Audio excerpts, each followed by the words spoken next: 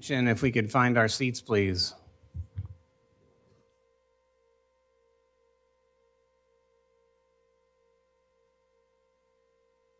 Again, good morning. Good to see everybody on this bright Wednesday morning. This is a meeting of the Flagler County Board of County Commissioners. This is a workshop.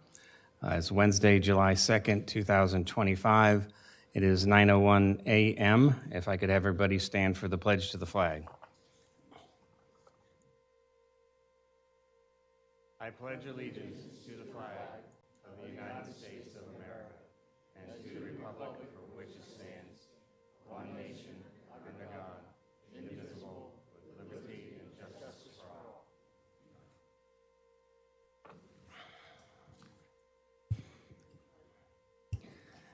At this time of the agenda, we take a brief moment of silence. We take this moment of prayer, reflection, or meditation for each of us to specifically remember our first responders and those men and women in the military who protect our freedoms at home and abroad. And this is highlighted, specifically brought home by the two firefighters in California that died over the weekend in their response to an emergency. And also want to remember and mourn the loss of a longtime Flagler County employee, Miss Gina Lemon, who passed away recently. So thank you.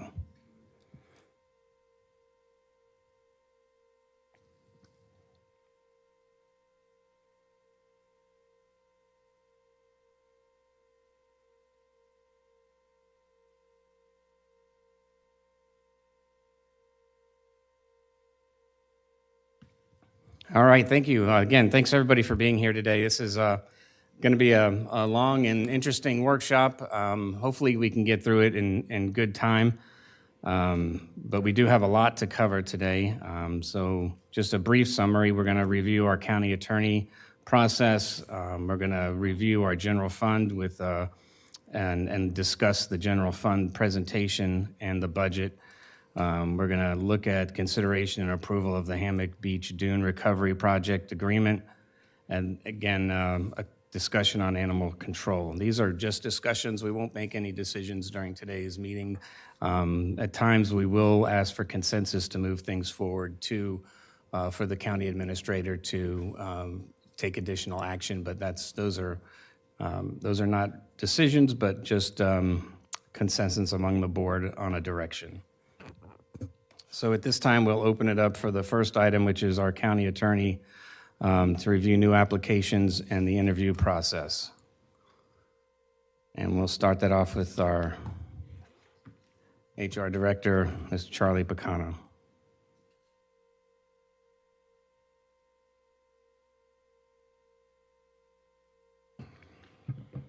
Sorry, I'm a little tall. Good morning, guys. Charlie Picano, HR Director. I should have a presentation.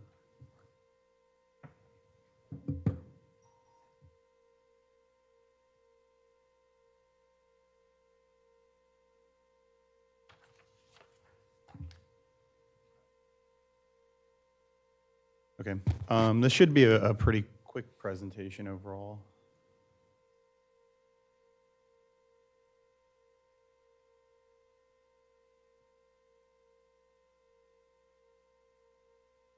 Okay, just to recap, last meeting you had on June 23rd, you guys voted to pick 3 people to interview.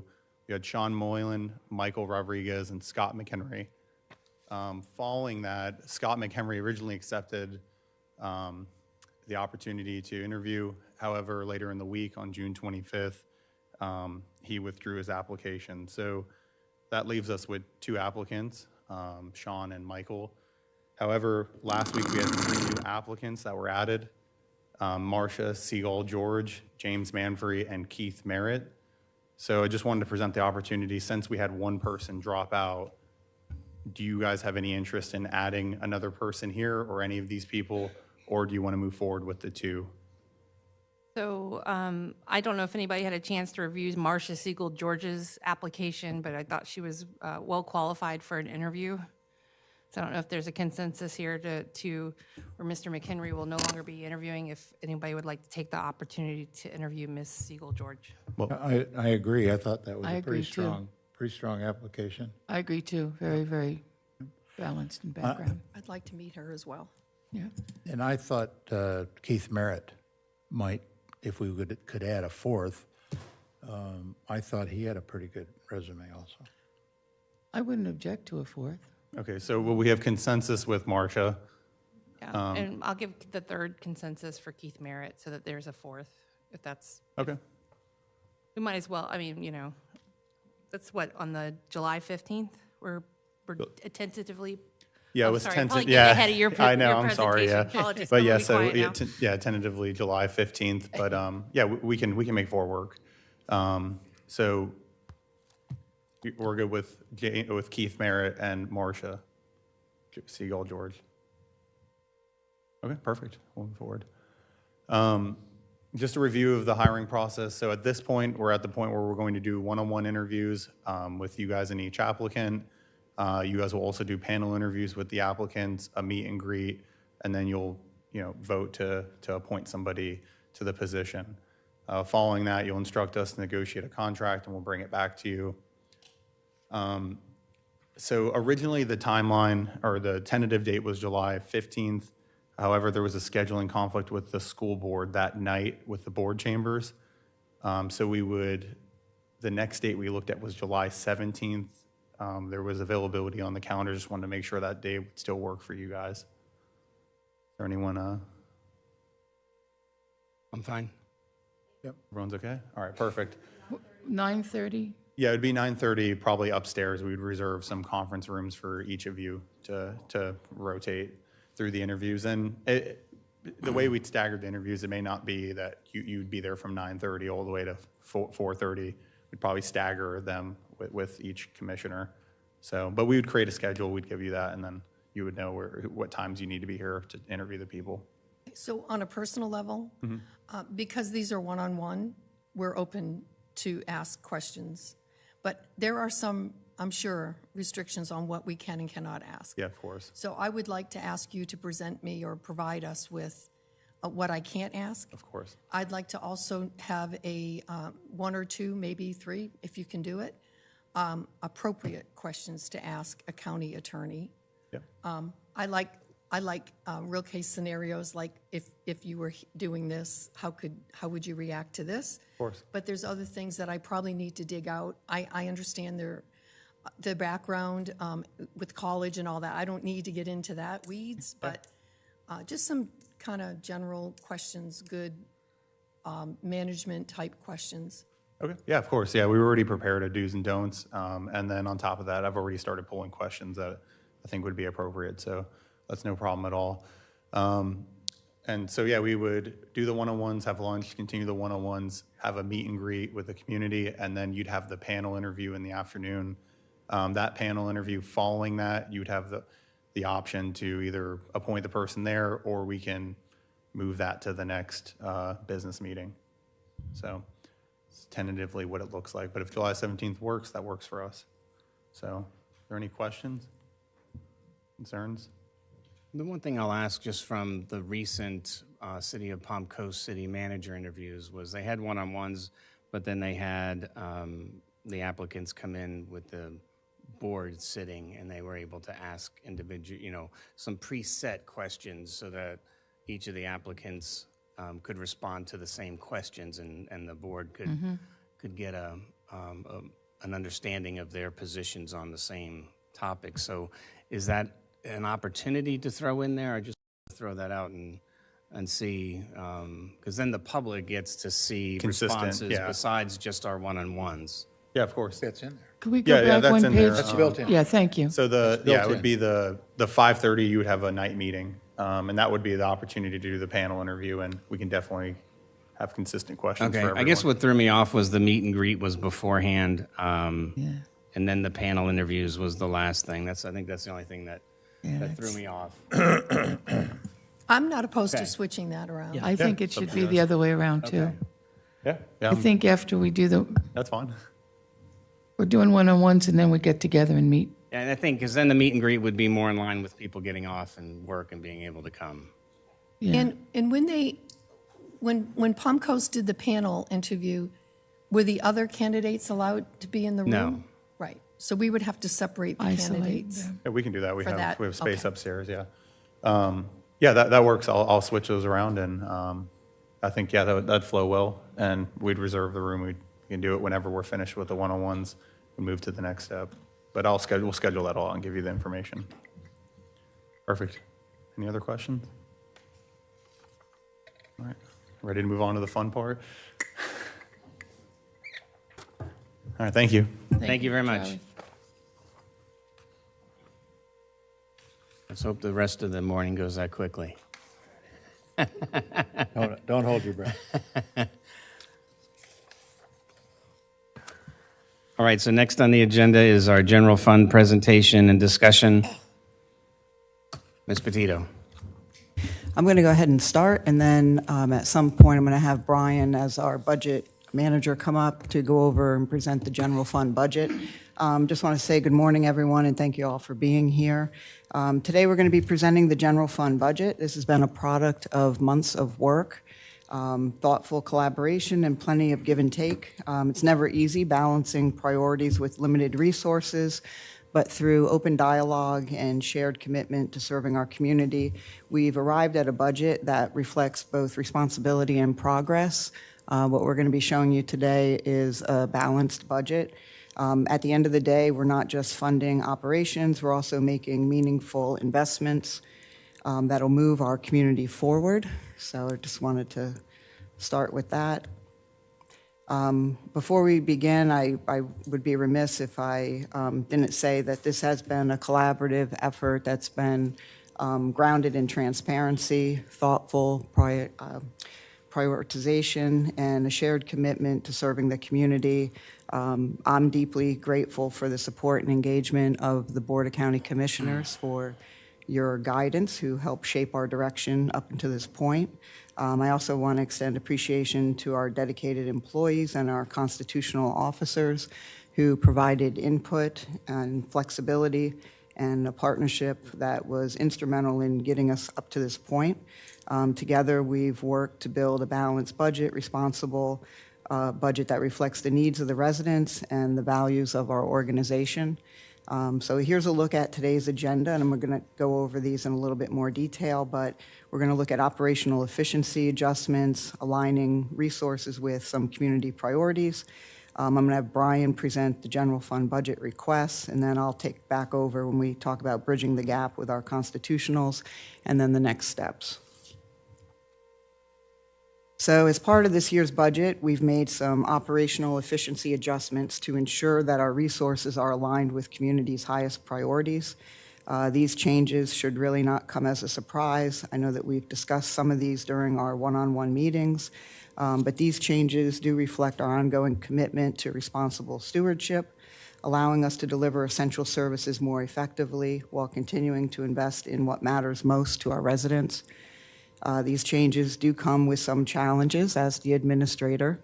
I've reduced administration's budget to ensure that the Nexus Center has adequate staffing, which does include moving Holly's position back to the library.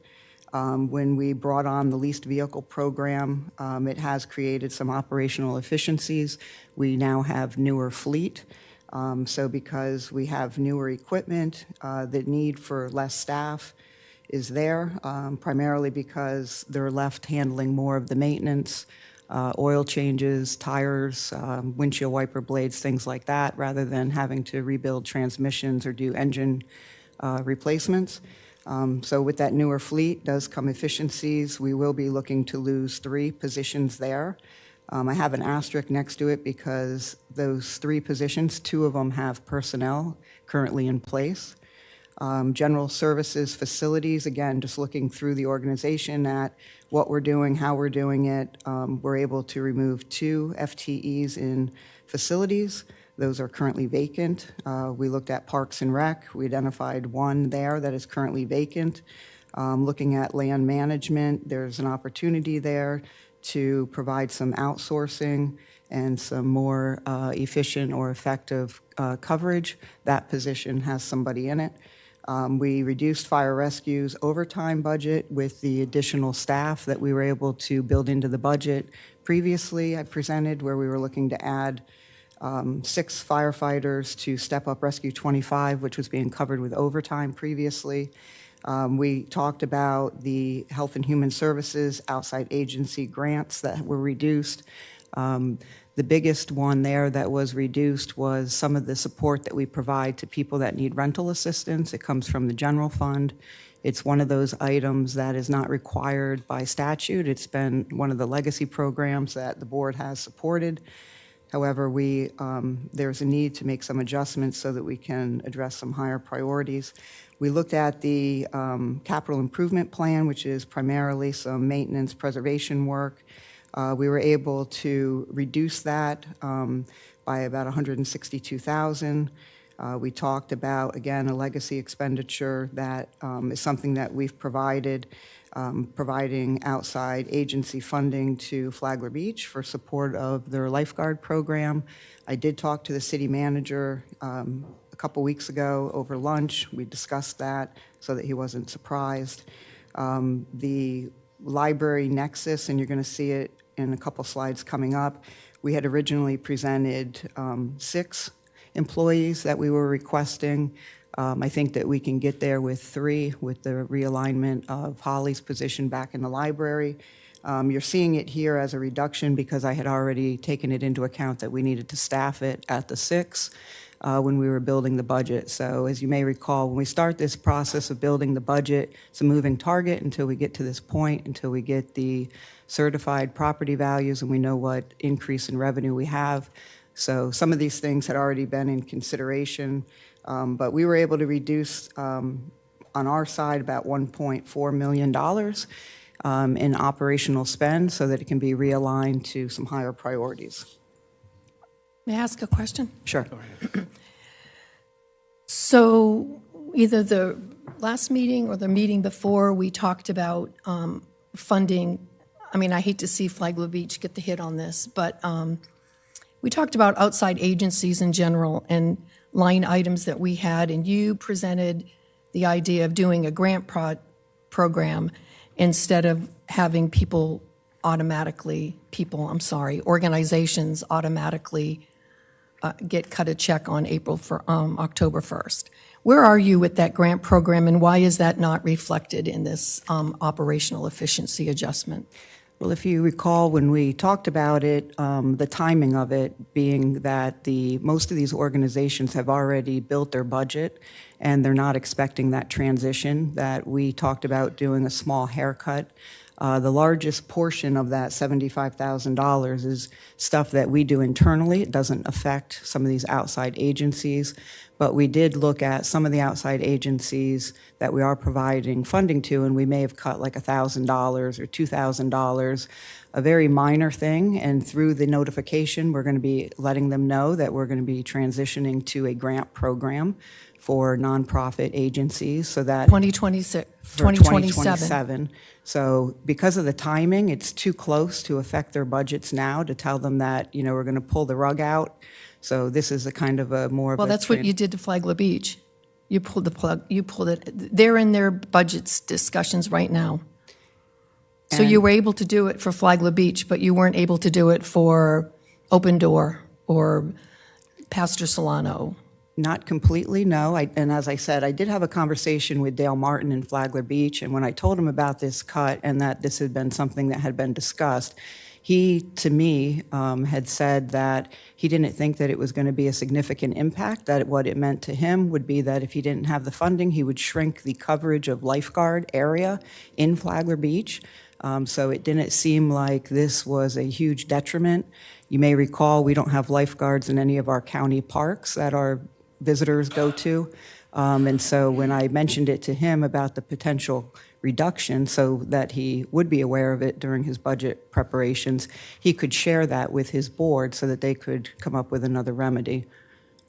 If I could add to one point of information was in reading the legislative breakdown from this year, Brevard County was working through the legislature specifically to get language changed at the state level so that TDC money could be used for lifeguards. And I believe it passed, but I have not read or I don't know the specific number of that legislation, but something that we could look into. Well, they did do it. They did do it to save tourism up in the much larger counties than Flagler County. But it's capped by the number of tourist and/or funding. It is capped, and they did do it a couple of years ago. I don't know if it carried over to the smaller counties this year or not, but it definitely should be considered an expense under TDC. But I just was led to believe that this grant thing was going to be done much more expediently than I'm sitting here realizing. But that's okay. We'll get it done. And I'd say also just another point of information, having sit on some of these other boards and understanding firsthand what some of those last-minute budget cuts have done to them in the past, mainly the Family Life Center and others that we work closely with. I think we do need, and they deserve an opportunity to be educated on the changes in our processes slowly instead of that abrupt change. And so I kind of look forward to, over this next year, all of them coming to us and talking to us about the services that they provide to the county, but changing that process as well. Okay. Okay, so moving on, one of the items that we had talked about during our one-on-ones and previously was looking at Health and Human Services, particularly the adult daycare. So we took a close look at the potential for outsourcing certain services as part of the overall efficiency review. However, after evaluating the cost, service quality, and operational impacts, we determined that outsourcing it does not present a clear benefit at this time. Our current structure continues to serve the community effectively and efficiently. So when we looked at this, we were looking at the outsourced cost, what it would be based on the number of hours that are provided annually, and then coupled with the cost currently being provided by our staff. There is a reimbursement being made for Medicare, Medicaid, and some insurance companies, which brings our overall cost down. It's a little bit, not much, but a little bit lower than outsourcing it. This is another program that we're going to continue to look at. It may be something that can be phased out over time, where maybe we're not bringing on new clients or growing it and bringing on new clients to make it more cost effective. So we have options here. This is not something that we felt warranted making a rash decision so quickly. Again, you need to allow for transition and things like that, but it's certainly something that we're going to continue to look at. So I have questions on this one. When we talk about options where it can be phased out to reduce costs over time, what type of phase out are you thinking? I think the last time I discussed this program was caring for about 8 people a week on average. So so financially, we thought the benefit to the public was just not there. So if we talk about phasing out over time, what are we thinking that looks like in terms of? Currently, we have about 23 to 25 people that are registered to use the program. The average is about 9 to 10 people a day, and we're providing about 5.5 hours per client. So when we were looking at it, an option would be that maybe we don't take on new clients. Rather than trying to grow the base, we deal with the clients we have, and we're not trying to recruit new ones. And as, through time, you have an opportunity there to kind of phase out the program, or if we get to a point where that cost benefit, looking at what it's costing us with the reimbursement coming back, whatever that net is, if it gets to a point that it's no longer at a break-even point compared to outsourcing it, and it starts costing us more, then I would transition it and outsource it. But again, it's something that we need to continue to monitor and look at. Go ahead. Thank you. Heidi, it's not about, in my opinion, it's not about the bottom line. It's about efficiency. If we do not have, or we have 8 clients, first of all, we're not required to outsource. That is not a requirement. This board could literally cut this program. Is that correct? It's my understanding that this is one of those programs that we're providing that's a nice to have. It's not a Correct. requirement. Correct. So what we do is we take those 9 clients that we are serving per week, and we divide it by the cost to operate this operation. It is not doing its job. Now, whether or not we failed to grow the program, or we didn't, statutorily, we are not required to have it. So we can't continue to make everybody happy and provide something that is not benefiting the majority of the people in Flagler County. It's 8 people. Hard as it is to say. Pardon me, I think it's 8 per day, but there are 20-some that are enrolled in the program that might only use it 1 day a week. Correct. So there's, don't Well, and don't- their Don't family, say there's this only 8 impacts. people, there's like Right. 25 people Right. that use it. Then So- divide it by 25 instead of 8. I think you get my point. I think it's time to phase this out October 1. I think that you need to give them time to find alternative health care or daycare sitting, whatever we're calling this. This is one of the outliers departments that is not efficient. And I forgot to ask Chair before we started, if there's recommendations from the board and we're asking for action, do we ask for consensus as we go through, or do we wait until the end and make a list of everything and then go back and ask for consensus? We could work on it as we go through the process. I would think that would be fine. All right. Also, are you done? I am. Okay. Just want to remind everybody too, as we talk about, one is I think moving forward next year, we need to have a more pointed discussion about statutorily required. If I'm not mistaken, the meeting that I missed, we dedicated funds for the Animal Control Center that is not statutorily required. So we need to be consistent on this ground as we look at what priorities we set. Not to saying either one is not worthy, but you can't use that argument against this and then also ask for money that is not statutorily required as well. So if we can have those discussions, I do think that's important, and especially on this one. We basically, Ms. Petito, came up with some numbers based on some discussions with some contractors in the community, but we didn't go out to RFP, correct? Correct. We didn't actually go out for advertisement. We did meet with somebody that provides a similar service just to kind of get a budget number.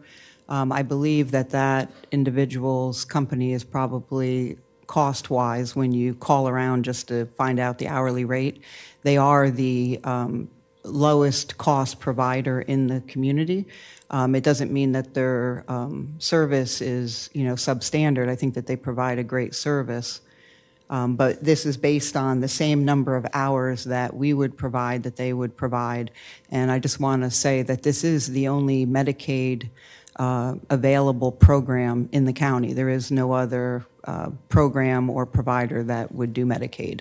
And you do have Medicaid clients that go to this facility. Part of my thought was we could at least, as a gap, if we're going to talk about maybe phasing this out, is at least find through the RFP process a competitive bid, and also one that would allow us to phase out the existing clientele until we get to a point where we could abandon it. But at that point, then it's not a county run process, but it's outsourced. And so I think that's the thoughts that I was going toward on this one. I do agree with some of the thoughts that, on an efficiency standpoint, the number of people that are using it don't make it a very efficient operation the way we have it running. And that's why I think outsourcing it could be more beneficial to a point where we work with the existing clients. And do we get any grant funding for this program? It's not grant funding, it's reimbursement through insurance. All right. All right. Thank you. May I just follow up? So the outsourcing person or company that you spoke with, would that care be provided in the client's home or in our center? So in the scenario that we talked about or we discussed, it would have the county providing the funding to that provider. So they would be providing it in their homes. Okay, so we've got a whole nother gambit of expenses that we haven't even discussed or thrown into this scenario, which is the building, the operations, the travel. It's painting a much rosier color than it really, I believe it really is. That provider, I happen to use them with my mom, takes on all of the cost because it's in the patient's home or the client's home. So I think you've left out a very large number here, not reflected on operations.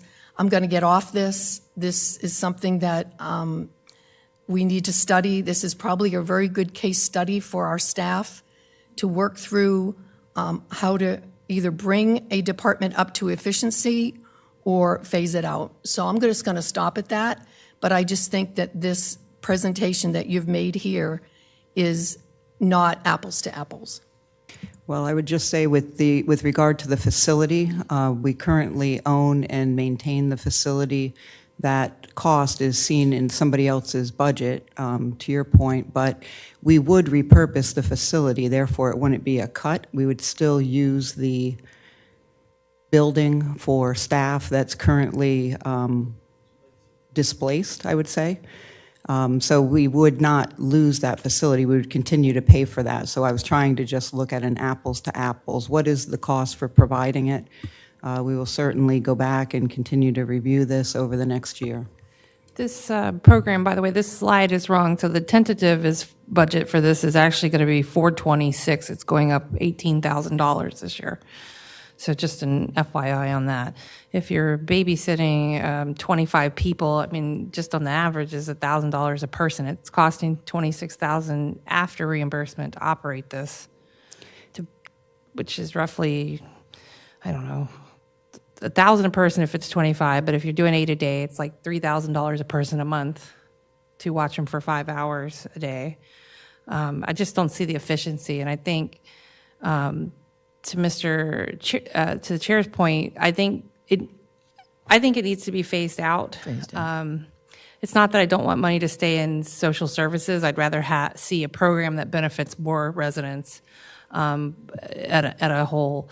But I think we should start giving some direction on this program, whether it be phased out or if so, by what date, or do you want to go ahead and go out to RFP for another group, an entity to come in and pick up all the clients or what they can of it with a reimbursement program?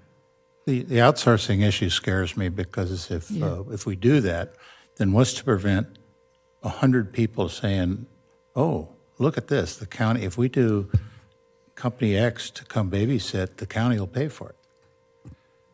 We're already doing that. But for a limited amount, only 28 people. It can't take any more than that. That's our cap. Well, that will If you put it outside, and open it up, then anybody could apply for it and get a babysitter twice a week or something, and then bill us.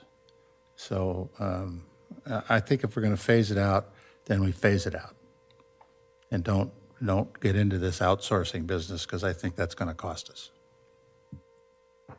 I agree on the phasing out, and when you're dealing with that type of a situation, I think they need time to figure out, what do I do with my family member when I'm at work, or whatever the situation is in the family that's going to disrupt up to 25 families. We understand that. But it needs a time, it needs some time, not necessarily today. It needs some time to work out how we wind down from this program. If we're going to do that, I think that's the smart way to go and give everybody an opportunity to figure out what. Is this a program that could be phased out by December if we do a partial budget for it through December?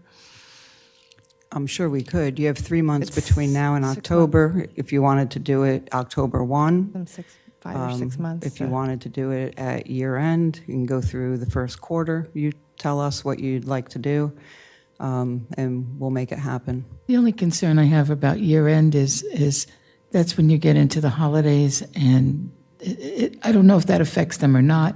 Maybe they're off more, maybe they can do more. I don't know. I have to think about the families that are concerned about these folks that are being cared for and how they're going to be able to switch caring for them themselves. We can set it as a budget priority issue now for the 26-27 budget so that we get this finalized, a process in place for this coming year, for next budget. They want to leave it for the year and That's the thought. Well, to Heidi's response on the building itself, the building needs work. I think we all know that. If you've been in there, I think you all know that. So if the plan is to put in displaced employees, I'd like to also see the future plan for that building and the cost for upgrade. There may be other areas where these displaced employees can go. We are building a Nexus Center that is going to have some space. I would hope and pray that there's some space in there for some of these departments, but maybe not. I don't know enough about it yet until we get into that discussion at the end of the year. So as long as we partner with operations and hardware, I mean, it's a building, right? So I think we need to look at both sides of that. And on the time frame, I think 6 months is sufficient.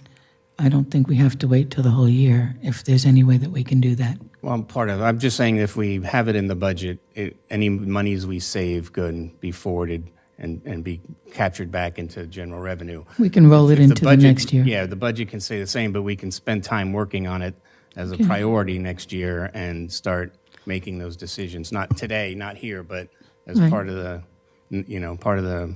so the basic understanding is that we agree that this is a program that would be phased out. How we do it over the next 6 months, we'll discuss it for a Yes, future I workshop. think that would be appropriate. And if we phase it out by end year, if that's the decision, then all monies will go back to general fund that are left over from the budget. Sounds good to me. Okay, I'm fine with that. all right. Okay. Consensus on that, thank you. Consensus on that.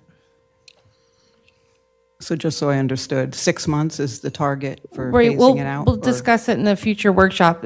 Plan to phase it out, possibly by year end, but we'll discuss the phase out process of it and where funds, Be good to have a In little a time to future think workshop. about what's really going to transition, how we're quickly leaving can. the funds in the budget for the year. Correct. For now, and we'll discuss. We'll whether be there's- able to use that at a later time. Okay, moving on. We reviewed multiple staffing options for the new library, including adding 6, 3, or 0 new positions. So ultimately, our decision was guided by the need to maintain sufficient hours of operation and also to ensure compliance with the state grant that we received. So by balancing these priorities, we've identified a staffing level that supports both accessibility for the public and our obligations as a grant recipient. This is just a look at the first option that was presented to you, which was adding 6 additional FTEs. There was a cost attached to that of an increase of $358. That would have 12 and a half people working in Palm Coast and 12 at the new Nexus Center. The Palm Coast hours would slightly be reduced from 52 hours down to 44, but it would include hours of operation Tuesday through Saturday with 2 evening hours for a total of 44. The Nexus would be open in this scenario 41 hours. including Sunday through Thursday and additional evening hours. And then this was just some of the pros and cons. This would basically be in compliance with the grant and our state aid. Some of the pros are the same regardless because of the Nexus Center coming online. It does add an additional early voting site, polling location. So we have some minor cons to this with the reduction of services in Palm Coast because we're having to move some staff members over. You would see a minor reduction in some of the service or programs. And then naturally you have the additional cost for adding 6 new staff members. This was option 2, which was to be adding 3 new positions. This is a cost of about $178,000. This includes moving Holly's position back over to the facility, which would then have 10.5 people in Palm Coast, 11 at the Nexus. As we prepare to open the new library, I think that we all recognize the need to add staff to support the expanded services and increase community use. After careful consideration, I was able to add into the current budget half, which would be the 3 FTEs that you see here that we had originally planned on. It is a scaled back approach, but I think it does allow us to meet some operational needs without negatively impacting the level of service that the residents expect and deserve. We have in these scenarios, again, you've got your evening hours, open in Palm Coast from Tuesday through Saturday, 40 hours, and then in Bunnell at the Nexus, you've got some evening hours, but you have one facility would be open on Saturday, which would be the Palm Coast, and then on Sunday, you would have the Bunnell open. So that one has 41 hours a week that we would look to do. The good thing, if the board chose to, you could offset some of that cost with passport revenue. Usually it's about $180,000 a year. It has been used to support capital needs that are not funded by the board, but potential is there if you were inclined to do that. I think that this is the best option because when you look at the pros and the cons, it does allow Palm Coast to function, although it does have some reduced staffing and some reduced hours. You will have some reduced programming and services there, but I think it's probably the best compromise. I think it gives us the ability to evaluate the new facility once it's open to determine what that usage looks like. And the last option, which is not something that I would support, would be to not add anybody because you would have some serious cuts in Palm Coast. You'd have to move 8 people over to the facility in Bunnell to be compliant with the grant because it requires you to have 11 people. So this would leave 7.5 at Palm Coast, 11 at the Nexus. You'd reduce your hours at Palm Coast to be able to provide the 40 hours needed in Bunnell. You'd drop down to 37, which would be drastic because currently they have 52 hours of operation. And then when you look at the pros and cons, you would have significant reduced services. You'd also lose out on some passport revenue because you're not going to have the people in place to actually perform some of those services. And I think potentially you might have some work-life balance issues with staff affecting their morale. So I think a compromise is to go with option 2, which is already built into the budget that we're going to present to you. Ms. Petito, on option 2, the increase is around $178,000. You mentioned the passport revenue. Is that taking into consideration the passport revenue that it would still increase the cost to $178,000? Or are you asking this board to consider taking the passport revenue to cover that? I'm not saying that I would take it to cover the entire thing because they bring in about $180,000 a year. The cost to add the 3 positions here, the 3 FTEs, the total cost is $178,000. Some of that cost could be mitigated if it was supplemented with passport revenue. I wouldn't necessarily take all of the passport revenue because I think that the passport revenue is used to provide other support to the library that the general fund currently does not, in the way of capital improvement or materials and much-needed equipment that, is being used for. So it is an option if the board wanted to, cover a portion of this rather than absorb the whole thing. I just throw that out there. Any thoughts? Thank you. Two things. This is a pure example of why grants aren't free. This grant is not free. We had to commit to 11 employees to get that grant. So I wasn't here. Again, I'm not passing judgment on anybody, but grants are not free. Number two, I would like for us to stop using the word reduced level of service. We have not proven, no one has proven yet, just because we have to adjust hours, that our services are going to be reduced. Time may be reduced, but I think by studying the Nexus Center over the next 6 months, after it's open, maybe till next June, we'll have a better idea on whether or not the programming we're providing is efficient and beneficial to the citizens of Flagler County. So I would like to stop using the word reduced services. I'm fine with level 2 or option 2. I am very confident that both of these facilities under a strong director will come out looking as strong as they are right now. There's never been, I've gotten more emails on this subject matter than I have received on any other subject matter. We never said we were going to close Palm Coast. I want that on the record for the public. That was never an option. So I'm glad to see a revised PowerPoint presentation. And like I said, I think time will help us on staff leveling at the Nexus Center. And I'm sure that we still have a volunteer program at the library. Is that correct? That will be coming over to Benel as well?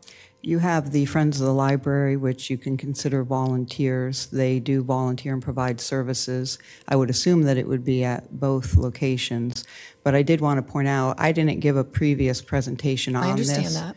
So this is the only time I've given one, Yep. which is the information that I was looking for initially was Correct. either the 6, 3, or 0. So I just wanted to put that out there. But it's public, Heidi, so we got to address it, right? It's public record.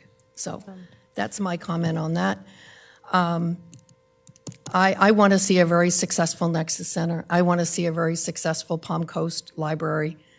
I just think that, and I know we can get it done. So I'm fine with option 2.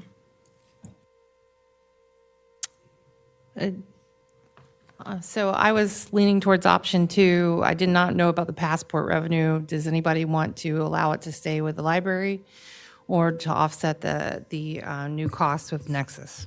I would rather see it left alone at this point because it gives us options to potentially enhance. If we do find a deficiency in the next 6 months, we can use it to offset, potential changes to staffing that are identified. I would hate to use it right now. And it is valuable to the, as that reserve fund for other, I think, IT and other issues that pop up at the library. And I'm sure we'll get some public comment on that as well from the Board of Trustees. No, I was thinking that they may need it this year when they recognize things at the Nexus Center they may need and things. So, I wouldn't touch Right. for this year anyway. Let's I see lean how towards this- option 2. Yeah, I'll go with option 2 as the recommendation. Okay, so in developing this budget, we've made a deliberate effort to align our resources with some key community priorities, particularly in the area of beach management, our roadway system, and stormwater. These programs are vital to both our quality of life and long-term resilience. And this budget reflects our continued commitment to investing in infrastructure and environmental stewardship that our residents rely on. Through the process, we were able to set aside $14 well, part of it's carryover, but 14.3 million in program funding. So next year, what you'll see is about 8.1 million going into beach management, 5.3 million into your roadway systems, and then 800,000 into stormwater. And this is broken up through portion of the other half-cent sales tax. We do have some carryover anticipated in the beach program of about $1 million. It does include the TDC funds, the 2 pennies, the 1109, and I think it was the 1111 fund. And then through our general fund, some interfund transfer. So that's how it comes into the budget, is as an interfund transfer. It's dedicated millage, general fund, whatever you want to call it. But in our budget process, you'll see it on the interfund transfer page. So you have some challenges facing us. This is a one-year plan for each one of these programs. I know that when we've met during one-on-ones and even publicly, we've talked about the beach management plan. This money will go towards the construction of what's remaining for the beach to build it back. I don't know that we can commit to the same levels in fiscal year 27 because we don't know what the property values are going to do. There were some adjustments made at the state level regarding taxes. We will see a decline of some of the taxes that we receive back from the state. It's about, I think, $652,000 in next year's budget. It increases to over $700,000 the following year. And it's going to continue to increase over time. We don't know what property values are going to do or the state of the economy, so I don't know that we can repeat this because part of this includes some of those reductions, reallocations that I mentioned at the beginning, the 1.4 million that we reappropriated as part of this process. When we talk about our roadways, we don't have any dedicated funding right now to our roadways. We have some significant challenges, not just in the way of maintenance, but in the way of reconstruction of roads. When you look at the next 10 years, your roadway network program cost is about $112 million. We get anywhere from 2 to 5 a year from the state. So if you do the math over a 10-year period, you're going to get anywhere from maybe 20 to 50 million, and you have a cost of about 112. So somebody's going to have to make up the deficit there. When we look at the road maintenance, again, we have money in road and bridge through gas tax. Gas tax we know is not keeping up. That's why we're plugging some additional funding into the maintenance here. On your stormwater, we adopted the stormwater plan, I believe it was last year. You look at the top 20 projects of that plan in stormwater, you have an expense of, well, let's put it this way, when the study came in, it was at $70 million for the top 20 projects. When you factor in inflation a year later, it's up to 85 million for stormwater projects. So what we're looking at doing here is the beginning of funding it. It'll provide some money for design, for future construction, and then it'll provide staff in road and bridge some maintenance money to be able to go in and do some work on top of the existing funding. I say all that because between your roads and stormwater, you will have an ongoing annual cost that we need to identify some funding for in the future. In talking to our county engineer and assistant county engineer, you're probably looking at an ongoing price tag between maintenance and construction of close to $10 million. And then equally at the beach, you have somewhere between 10 and 12 for ongoing maintenance. So I don't want to doom and gloom. I think this is a good start to be able to provide some funding for next year. But I think that we need to take a look at our community and what we're providing and figure out a long-term plan on how we can address these because these are not covered through your normal ad valorem general fund. So, but it is, a great accomplishment to be able to set aside this sizable amount of money. But I don't know that we're going to be able to do it every year. So I just want to put that out there. And this is the point that Brian will come up and he'll provide you with the Can I general go back? fund. I'm sorry. I thought, sorry. You mentioned the gas tax. It's my understanding that we are only collecting right now half of the state allowable gas tax. We're at 6 cents, Sean, We are at 6 and we can go up to 12? under certain conditions. What's that condition, Sean? I'd have to look that up. Okay. I would like to know if that is an option on roads.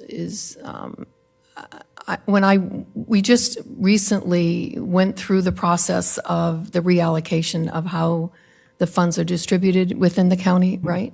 Correct. So I don't know the date. I think there's a deadline in there or some kind of a deadline in there. Yes. So I would like to know if increasing the gas tax is going to be an option for us moving to next year. And I also would like to make a comment on the beach funding. We approved a resolution, and Heidi, I already know the answer, but I'm going to say it publicly. We approved a resolution to do the MSBU. I believe it was in January or February of this year. I made the motion, so I know it carried. And at no time, I know we were looking at the same spreadsheet, but at no time did I think that that was going to be deferred to 2027, and I think we've lost an opportunity in 2026. So I would like, if the board's okay with that, to get moving on the MSBU for 2027 as soon as possible, including adding Flagler Beach, Beverly Beach, and Marineland into our discussions on the MSBU so we can walk them through the process and possibly interlocal them into 2027. Again, I think we've missed at least 1.1 to 1.8 million on this, but I've been put in my place and told that that was never part of the plan for this year, although I disagree with that. I think this is a number one top priority for moving us into January of 2026, is that this process of notification on MSBU, MSTU is set in stone and ready to roll out for 2027. So if I could, just to answer the gas tax, when you brought it up the last time, we did look at it, and just off the top of my memory, that additional gas tax that would be levied is only going to be available on unleaded fuel, not all fuels. So right now, the current gas tax is levied on your unleaded as well as your diesel. With the additional one, it is limited only to unleaded fuel. And when we looked at the numbers, the projection that the state has, the county's portion was somewhere just over 400,000. That's all we would get as a county. So it's not going to make a significant dent into this issue, but it is additional money in the way of maintenance, so it would help in that regard, but not on the capital cost. And to talk about the MSBU just briefly, we have the MSBU in place in the unincorporated area. I believe it was last year that that was done. It had always been envisioned in any of the modeling or charts that we showed it always going in 27, not going in fiscal year 26. It was viewed that it would be used for the ongoing maintenance, not used for construction, because up until the point that we are, Flagler Beach and even in some regard Beverly Beach, the residents there have not committed any funding. Would it be fair and equitable to have the people, because of a lack of funding, now charge the people north? That was something that we've talked about previously. That's why the MSBU would go in place for maintenance only. And that way it would give us time between now and the end of the year, if the board is inclined to have staff work with the cities to enter into an agreement for an MSBU. It would have to be done by the end of December of this year in order for it to go into effect and be used the following year. So I just wanted to clarify some of those points. Thank you. Any other comments? Yeah, I want consensus, please, for staff to, whatever interlocal, I don't know what Flagler Beach wants as far as if they want to do the MSBU themselves, if they want to interlocal and let us do the MSBU and get it part of us. Same with Beverly Beach.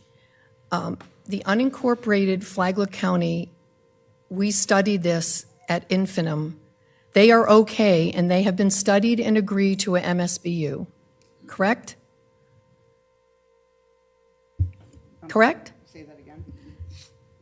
I'm sorry, my mic was off. Say that again. Unincorporated Flagler County, North 10, is ready and willing and knows that there's an MSBU coming for the beach.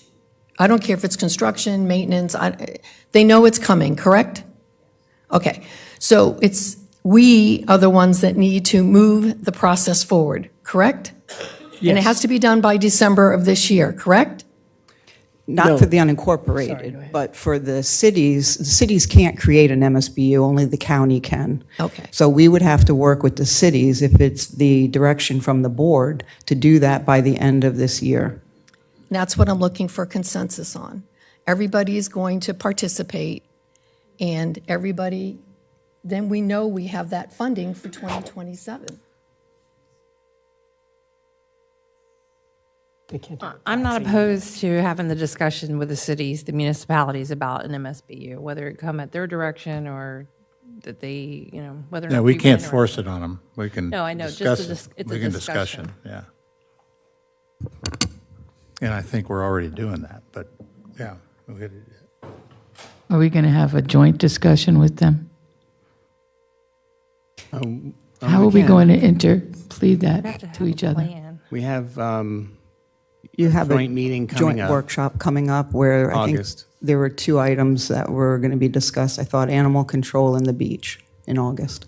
Okay. Palm Coast doesn't want to be involved in that, so why are we putting that on an interlocal? I'd much rather see it one-on-one with the city of Flagler Beach and Beverly Beach. We don't need to spend time on the beach with Palm Coast.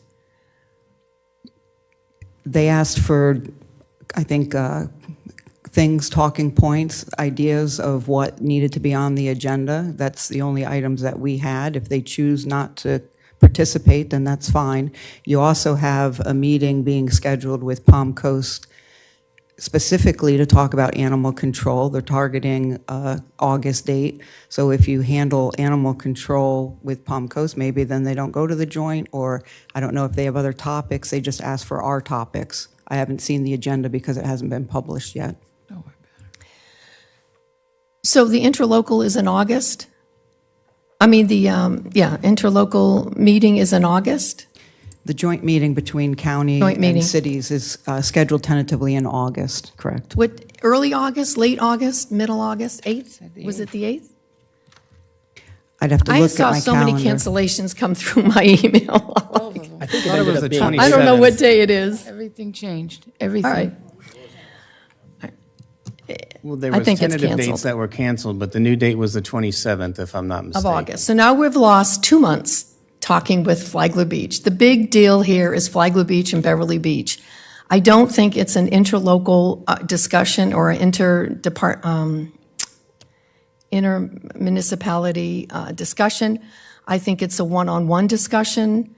I think we do take the same presentation to Flagler Beach and Beverly Beach that we did to the Hammock and the Northern 10. I just don't see getting Palm Coast involved in all this is going to benefit us. Why can't we just go one-on-one and get it done? You're waiting 2 more months to get this done. Now it's going to be September. Then they got to go. I mean, there's so many deadlines to hit that we already haven't hit. Why? Well, scheduling even 2 governmental entities is not as easy as you make it sound. It still requires the attempt to try and find common open dates. So, it's harder with 3 municipalities than 4, obviously, but even one-on-one doesn't mean we can have it next week. It's possible, but, it takes time getting the other government agencies to have open dates as well. Did we clarify the dates? The August 27th is the joint meeting of the county with the cities. That's what's Okay. on everybody's calendar. And I just wanted to clarify something so that everybody understands. The cities can't create an MSBU. That's what the county can do, but the city has their own home rule powers, right? So they can do a special assessment district. They don't need us to do that. The city could do that on their own.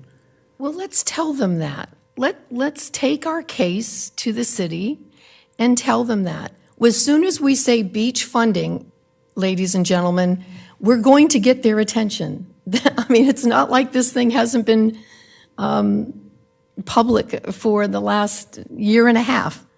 Let's just try it. If you would just please help me get this done so that we can have full participation with Flagler Beach, Beverly Beach, and Marineland, if Marineland needs to be involved. We can give them their options. We can volunteer to run the MSBU if we need to through an interlocal. We need to have the beach funding discussion back to back, in my opinion. If you're not with me, it's fine. I'll shut up. Can we also get from you, commissioners, the permission or authority to discuss a taxing unit with Flagler Beach as well as a special assessment? I think that's important. That one would have to be us, and it would count against their 10 mil cap, so they have to consent. There's advantages, pros and cons to either approach, and both could be imposed. Well, the only thing for me is these are instruments, funding instruments that are part of a plan. So I kind of think we need to go back to finding out what's the end target with the MSBUs or an MSTU. What are we? Well, we have a We plan. have the money for the construction. Staff has put together a plan that shows if we do the MSBU, and then another plan that shows if we do the MSTU, and do them both. The MSTU is, to me, a gross overtaxing of the people on the barrier island. So I don't think that's a non-starter. The MSBU at $160 per household, if we get that for all 10,200 residents out there, that gives us 1.6, almost $2 million a year. And we can sunset that or whatever, but that one, to me, I have gotten full buy-in from the people that I've talked to, but I have not talked to Flagler Beach and I have not talked to Beverly Beach. But in the other part of the Outer Banks out there, I do not get any pushback on the $160 a year. But the additional tax could go as high as $2,000 a year. And that's not fair. So it's not a fair tax at all. So I think you just take that off the table. Don't even talk about that. That $2,000 number was one house that already paid Well, that's true. It's one $16,000. house, but there's, And 600 for another house. Unhomesteaded, And but, if I lived on the ocean, I I'd think though, want that security. You have to be honest here. The BU and the TU, when we're gone, and it's still here. Any board can crank that up. People who are going to be under an MSBU or TU have to understand that at any time, the 160 could go to any number based on what the board decides to do, what the costs are coming in on these projects. So everybody who gets comfortable with the idea of $160 a year, just know that an MSBU and a TU can always be increased based on the construction cost by a future board. So I just don't want everybody to get comfortable with 160 because I may be long gone and the project may come in way higher and nothing covers it, and that's where they're going to look to the BU and the TU. I'm just saying that as a human, to just put that out there for those comfortable with the 160 number. It could change on you at any time. And so that's just what comes with a TU and a BU. Mr. Deed. Yes, just a footnote on Ms. Pennington's comments. For an MSBU, we have to send a letter to all of the residents, and it has to specify the maximum amount of the assessment. And we are not permitted to exceed the amount that we tell them in the letter. For the year, right? No, for as long as the assessment is levied. So Ms. Carney sent out a plan for the beach, and I think at 1 year on the BU, it had a, what, 260, 270, Ms. Carney? So right then, your plan could not work, right? Because they're saying they're going to leave the BU at 160 inevitably forever, Mr. Hadid? Because when I met with staff at one point, there was we went back and forth on what that could be, that number. Well, in order to formulate the actual levy of the MSBU, we have to have a special hearing. We have to do a mailer to every single property owner who would be affected. That hearing would, based roughly on the way the statutory process works, that hearing, I think, would be in August, perhaps late August. And then the public would be allowed to come and say, look, I don't support it, or I do support it. But it could I happen. want it to be more, whatever. But the BU could change. So future board could say, we would like to do a hearing, we would like to do a notice, because we would like to change the amount of the BU. They'd have to inaugurate that entire process from the beginning. They could do it. Yes. It's a big lift. Okay. All right, if I could have everybody focus back on our the budget, the general revenue budget that we have. I think it's obvious we need additional talk on how the beach funding is going to be moving forward. We can set up a time period. I do know, Ms. Petito, what's the critical time period for staff with getting the, after today's date, getting the budget moving forward? Because after today, priority number one is getting this budget formalized and ready for advertising and all that stuff as we move down the calendar. So what's the critical timelines for staff? Well, we're going to be presenting on July 14th your tentative budget. So today's discussion, if there are changes, we would like to incorporate that. So when we come to you with the tentative on the 14th, it'll be what will eventually become your final budget. After that, you start getting into time constraints with the public hearings, and if we have to make adjustments at the final hour, it can be a little complicated. So I'd hope to get everything out today so that when we come back for the tentative on the 14th, we kind of have it figured out already. I just wanted to find out when would be a good time to set up a next beach workshop so that we can address the concerns that have been stated today. We can do it at any time. I mean, it would be absent of the budget process because we've already allocated funding to meet next year's. Right. So it could be at any time, really. It's not that it's time. My concern was just in staff, making sure we had that staff has time to get the budget presentation ready. So between now and July, the next meeting, right, we're pretty booked between now and the next meeting, so it would have to be after July 14th. I would probably look to do it. There's a lot of work that goes into staff having to actually put the budget together and the Right. budget book and all the reporting. I would look to do it probably closer to the end of September, beginning of October, to be honest, if we're going to have more work on staff that are already working on this. But we do have an interlocal meeting that we can start to address concerns with.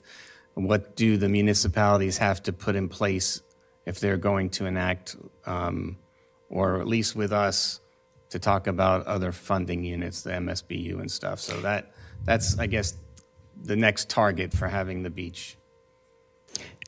To have a discussion among the elected would be August 27th, and then if you needed staff to do a presentation or do anything, you just need to let us know so we Okay. can start working on it. All right. Well, let's finalize that budget or that agenda for that meeting so we don't have too many other things that that get in the way. Certainly. Mr. Hanson. Yeah, just a comment on this slide. Those three pots there, that's the infrastructure for the county. And each one of those beach management, roadway systems, and stormwater has a long-range plan in place. And this program, this 26 program, grossly underfunds all three. So I think that we have to, at least at a minimum, go with the 14,310,000 and let them build the budget based on that, because we're gonna hurt all three programs with this. And but I think it's doable. I think we could make those numbers work this year. I don't know what we'll do next year, but I think for this year we can make the 14.3 work.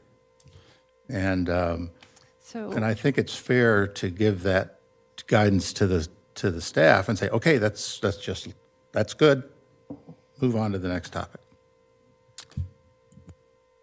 Ms. Pennington, did you have something? No, I don't disagree, and I was going to talk a little bit about roadway and stormwater needing even if we do find additional cuts along the way, being designated a roadway and stormwater. One of the updates to give the board is Flagler Estates, which we've never really had to deal with, now has thousands of acres of farm coming up. They're out there that were purchased by one of our largest potato farmers, and they're coming in right now. They spent millions of dollars on thousands of acres, and now they're spending $2,500 an acre just to get it farmable out there. And by December, they'll be farming crop.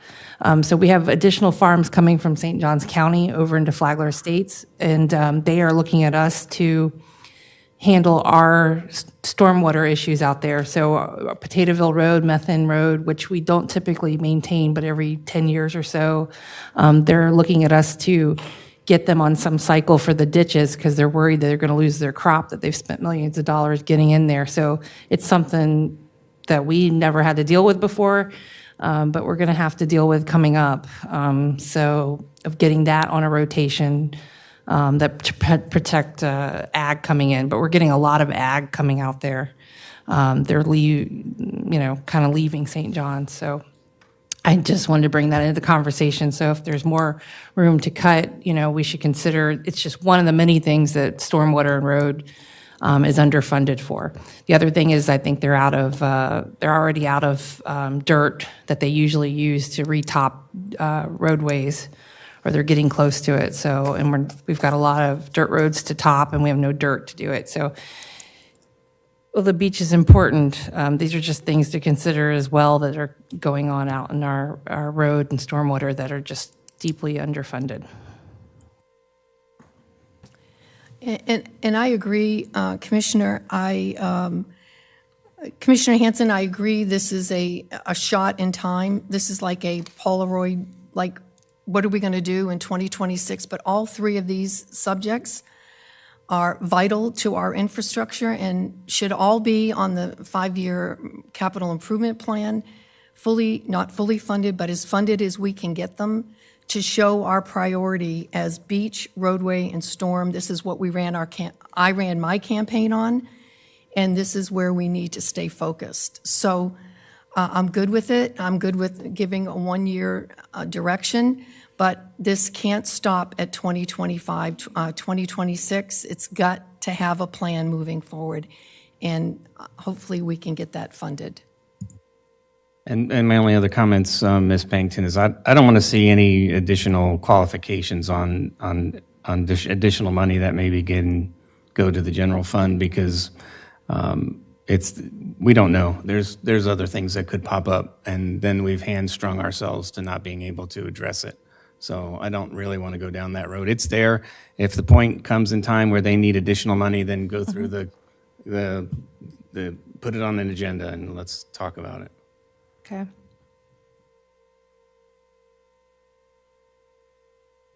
All right, next page. We're going to have Brian come up as the budget manager and go over the general fund budget. Good morning. Brian Egginger, Financial Services.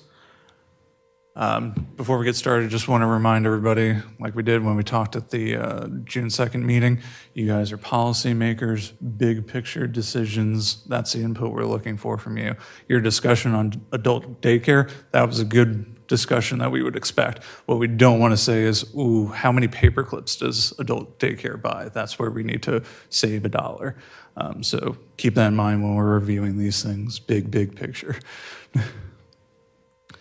Wanted to make a note on this. This is a high-level summary. When it says administration, that's not just like Heidi and Jorge. That's your budget, admin, communications. But to try to make it onto 2 slides, it's rolled up in that manner. You'll see individual slides for administration, BOCC, communications. All right. So like the last workshops we did, I'll put it up on the screen for each slide, give you guys a couple of minutes to take a look. You guys have the budget pages that gave you more line item detail. This is a high-level condensed version, and any comments or questions we'll address as they come up. All right. So here's the first set of general fund departments that are rolled up. Similar to administration, you have financial services, which is OMB and OPC. General services, many divisions under their fleet, facilities, parks, health and human services, adult daycare, senior services, general health and human services admin. So give you guys a couple minutes to look at that.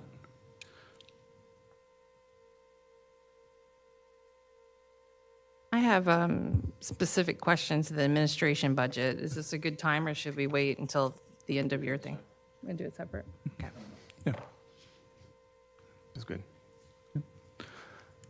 And then we continue with other divisions. The miscellaneous, that is VAB, CRAs, our internal FCSO division for sheriff-related expenditures that we pay for. That's the gist of it.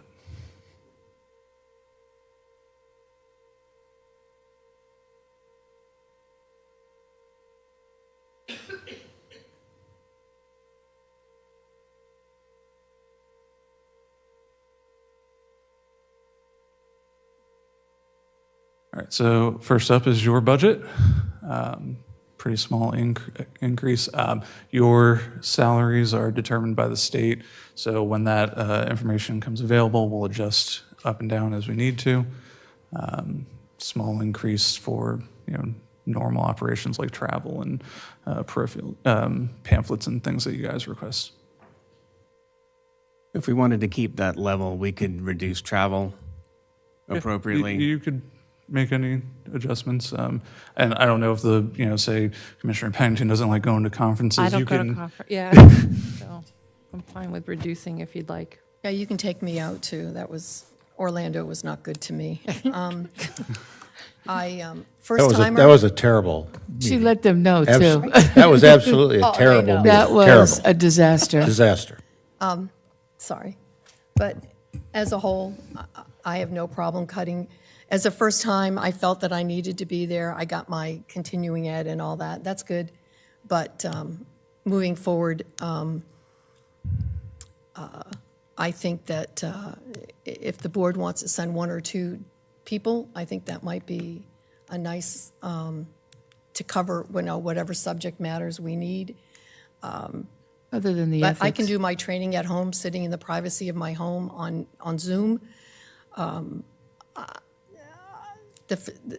It was not a good conference. I do mine online, and when I go to Tallahassee, I come home the same day. So it's totally up to you if you guys want to cut. I'm perfectly fine. I know Andy's a big part of FAC, so it's important to at least have representation from a couple of us there. But I'm fine with cutting the operating.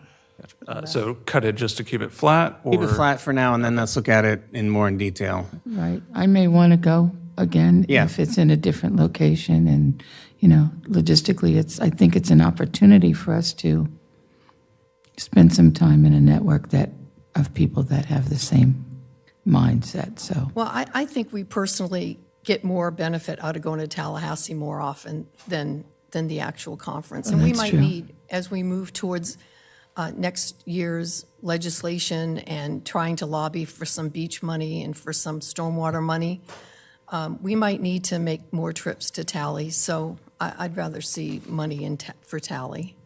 I see that as a benefit. Yeah, that's a great idea. I do see that as a benefit because I don't think we spend enough time with our legislators up there to actually make sure they know we're serious about what we're doing here. I think that's great.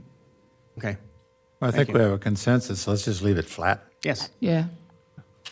Perfect. Next up is administration.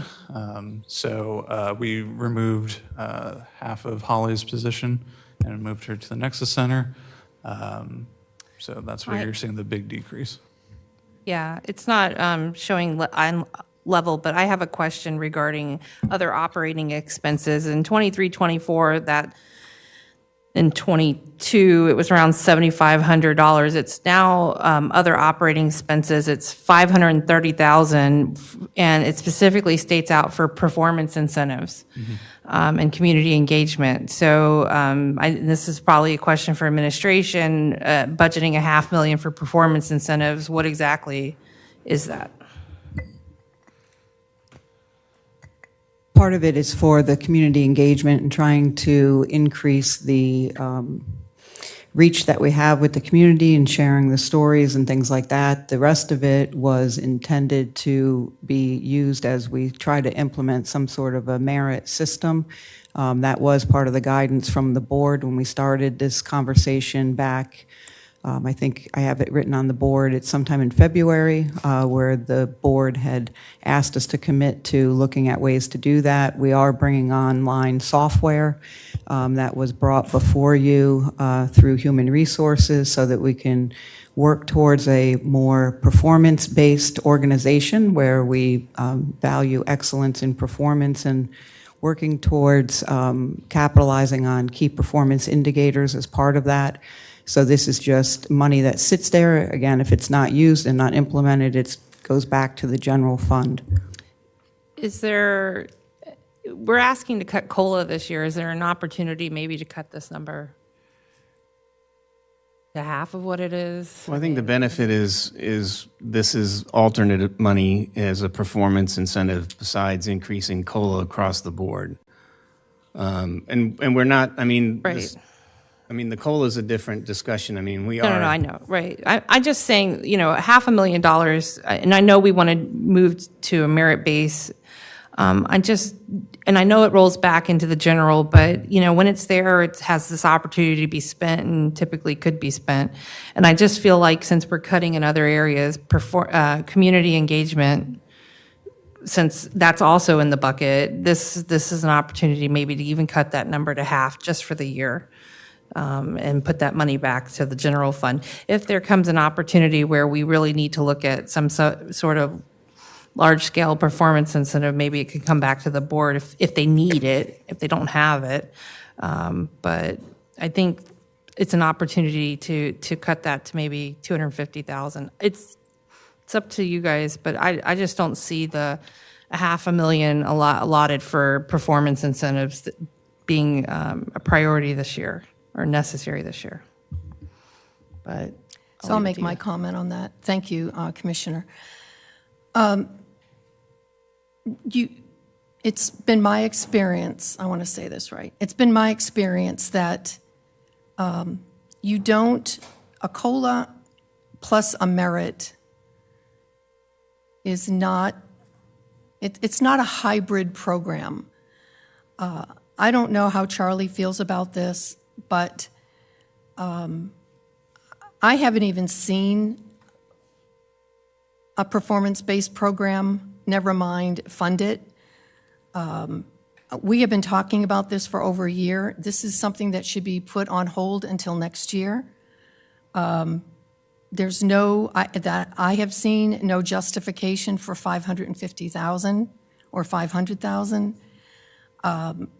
But that's not how you do a merit system. In my experience, I could be wrong, but we don't put it there and hope we use it.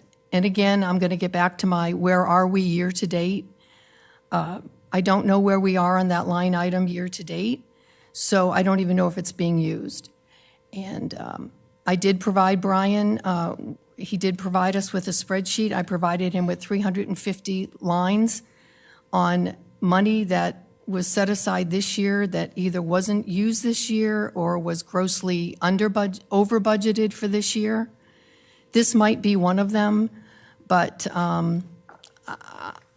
I think that we can get to, I want to see the merit-based program before I fund it.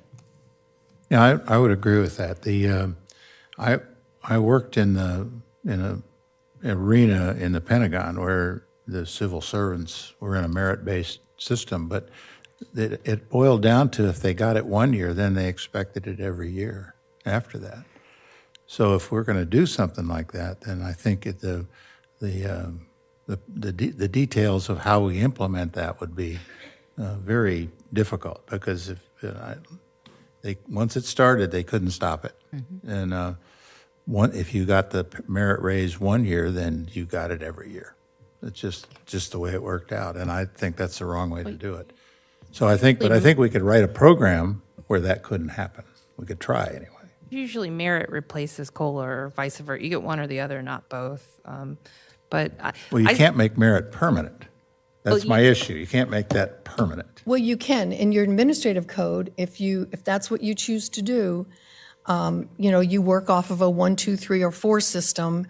People with the 1s get this. People with the 4s get this. It's not a hybrid. It's a merit based or it's a COLA based with incentives. So if the goal is to move to a merit based, I'd like to see the program.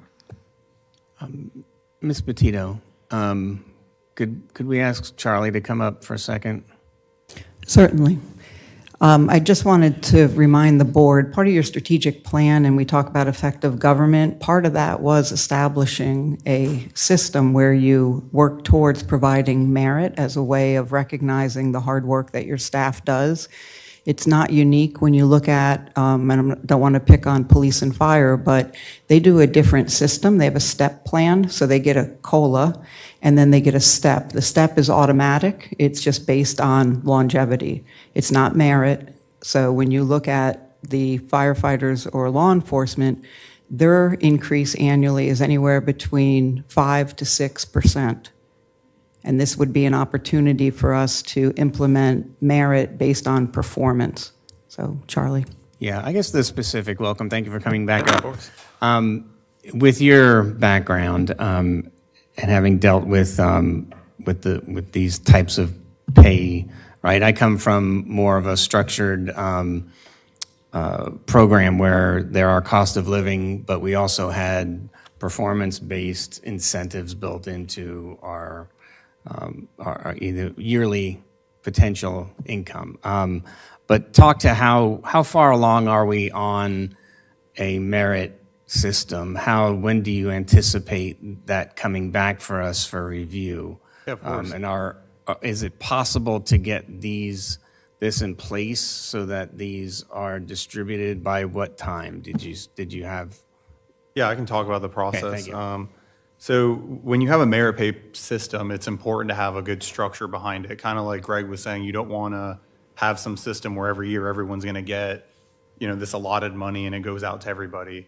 You really want to make sure it's paid per performance and it's based on the employee's performance. So like, my previous employer, it was based on performance. There was no cost of living raise. That wasn't something we got. They adjusted the pay scales every year, but when you look at your actual performance and your merit, it was based on your performance. So the issue when I first got here is our performance plan and our evaluations were, in my opinion, severely behind.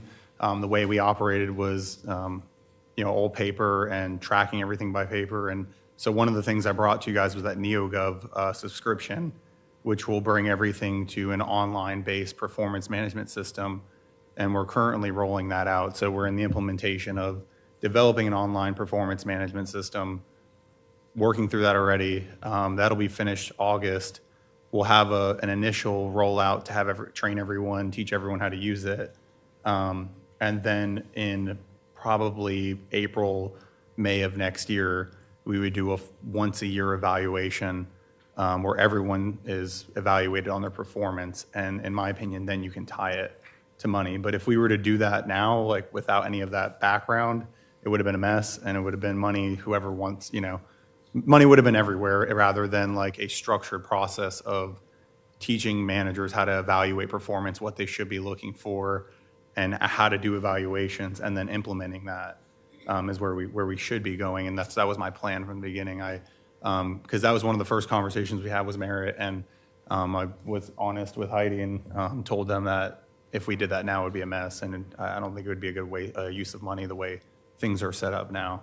And how much did you set aside for merit or performance-based pay in this budget? This is yeah, the that's what we're money talking that's about. sitting Yeah, that's there. the money. We're holding it in administration so that it doesn't go into a department budget and get spent on some other thing. So we built it into this so that we could implement it. And so at some point in time, it'll transfer out of ours into the departments where it's needed to support the program he's bringing online. Right, but that total was how much for performance-based? 500,000. Okay. Yeah, and I think the most important things, I think what you guys are getting to is there would be a program with guidelines on how the money would be spent. Meaning like, kind of like Ms. Carney was saying is, if your exceeds expectations, this is the percentage you would get. If your meets expectations, this is what you would get. If you're below, then you would probably get nothing. So it would be based on performance, but all of that would be, I'd have to create a plan, which was part of our plan. Yeah, because this, they had 555,000 last year, and I don't think we had a plan last year. It's 529 this year, but it's lumped in with community engagement. So I think we just need to know how much is actually going to be spent on performance incentive or merit versus community engagement to have a true idea of that it wouldn't be spent so much as, it's just it's not broken out here. So, $500,000 for performance incentives before the plan is, so we're going to have a plan come in front of us this year? Is that what we're thinking, or we're going to start working towards the plan? No, I can definitely work Right. through it. I have the structure in place now, and then, I can definitely write a plan and explain to how the merit would be implemented, and then you would know a dollar amount based on whatever we decide, and we can talk through it. But this would have them getting merit and COLA this year, correct? Yeah, and I think, and I agree with you, typically you probably wouldn't have two, right, like COLA and merit, but I think in our circumstance, you would have your COLA in the beginning of the year plus a merit in the end of the year, but the merit percentage, you can base it on that dollar amount that we set aside. So, I would look at it like rather than if you did merit once a year, it would be the total amount of money just put in a merit format. And we could go to that eventually if that's something that you guys would like to do. So I guess the question is, do you want to roll to a COLA and a merit this year and spend the $500,000? Or is that something you want to wait and see should we stay on a COLA or stay to a merit directly or a hybrid? Is this like... Pardon me, without seeing the plan, I don't know that we can commit the We money. can't make any decisions at this point. So, I'm not opposed to kind of putting parentheses around the $500,000 or whatever it is, a not to exceed type thing, and set it aside. Or you could just take it out of this budget and say, if we decide to go there, we're going to have to go back to the general fund and pull it out and fund the departments to be able to do it. Either way is fine with me, but it sounds like we're going to be able to vote on a plan during the FY26 year. We're going to be able to vote on a plan. So if that's the case, then we probably should leave it in here. And so it's there, and we can implement the plan so that at the end of the year, there would be merit raises. Since we going don't out. have a plan yet, we're probably looking 6 months out anyway. So I'm fine with halving it and seeing, and I just think it's a big amount to just put in a placeholder and wait until we have that discussion. I understand the importance of it and having something reserved, but I'm with Commissioner Pennington. I think that going down to 250 is probably a little bit more in line with where we are at this time. Well, Be on the short side of that consensus, because I think Yeah, as a that doesn't strategic work. plan that we've got in place, that in next year's budget's not going to be any easier. It's going to be worse. And if this ends up being a partially used and we carry this incentive over, If the theory holds true, if you may be making a decision that you're only doing merit and therefore your COLA goes away, and that COLA money comes into your merit program and stands up on its own on a budget, or vice versa, this goes away completely, you're not going to do a merit and you just stay into the COLA bucket. So either way, there wouldn't really be a line here necessarily this year, because we're not on a high, we don't know what we're at yet because we haven't done a true plan. I think we all talked about going to a merit. That way they're incentivized. The hard workers make the largest of it, and then they step from there. But either way, they would be pulling from the COLA. Like at that point, your COLA would roll to the merit plan.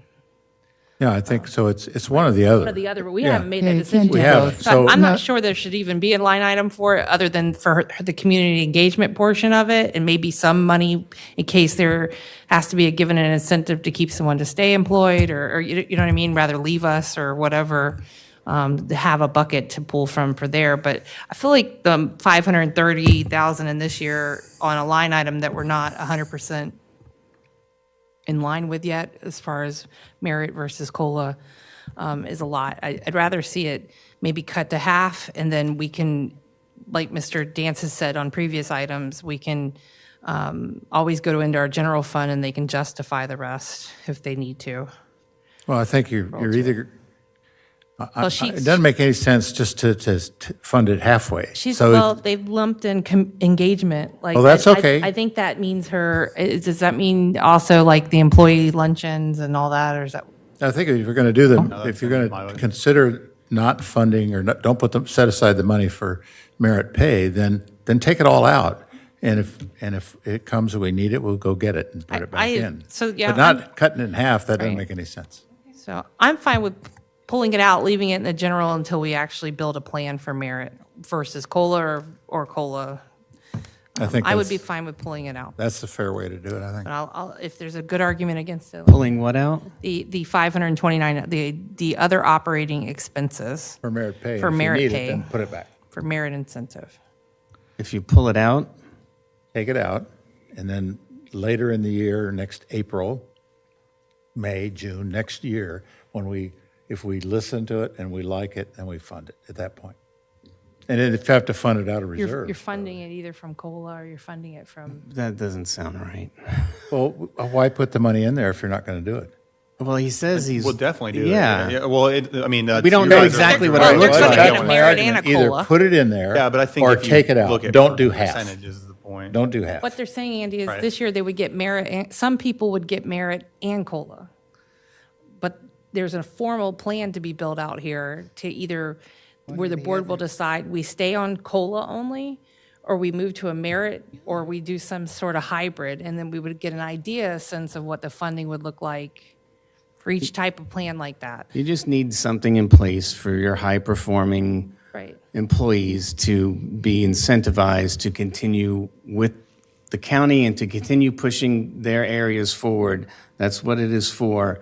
I hate to see us, But right now, that's on just administration decides, right? There's no formal write-up of you get a merit for everyone to work towards. This is just this fund, if I'm not understanding this correctly, this $500,000 right now is for someone at a director level or administration level to decide this person deserves extra money. There's no is there a written merit performance plan right now? No, that's what I mean is we have the structure, and then I will write a merit pay plan. You're going to write a plan, Yeah. and then you're going to use this $500,000 to decide from there. Is that what we're saying? We're Yeah, gonna and write the a plan would be discussed with you guys, and we can talk about how What much you happened wanna last year? fund. There was a $500,000 there last year.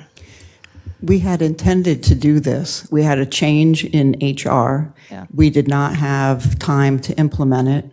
And I just caution you on maybe the discussion to be mindful that you have dedicated staff that work very hard for you and for the community, that when we're looking at this and we're looking at what do other people get and how are they compensated, I go back to, public safety and how they're viewed and valued, and that same value or appreciation might not be there from others. And when we're looking at competition like the city of Palm Coast, when we ask them, what do you do?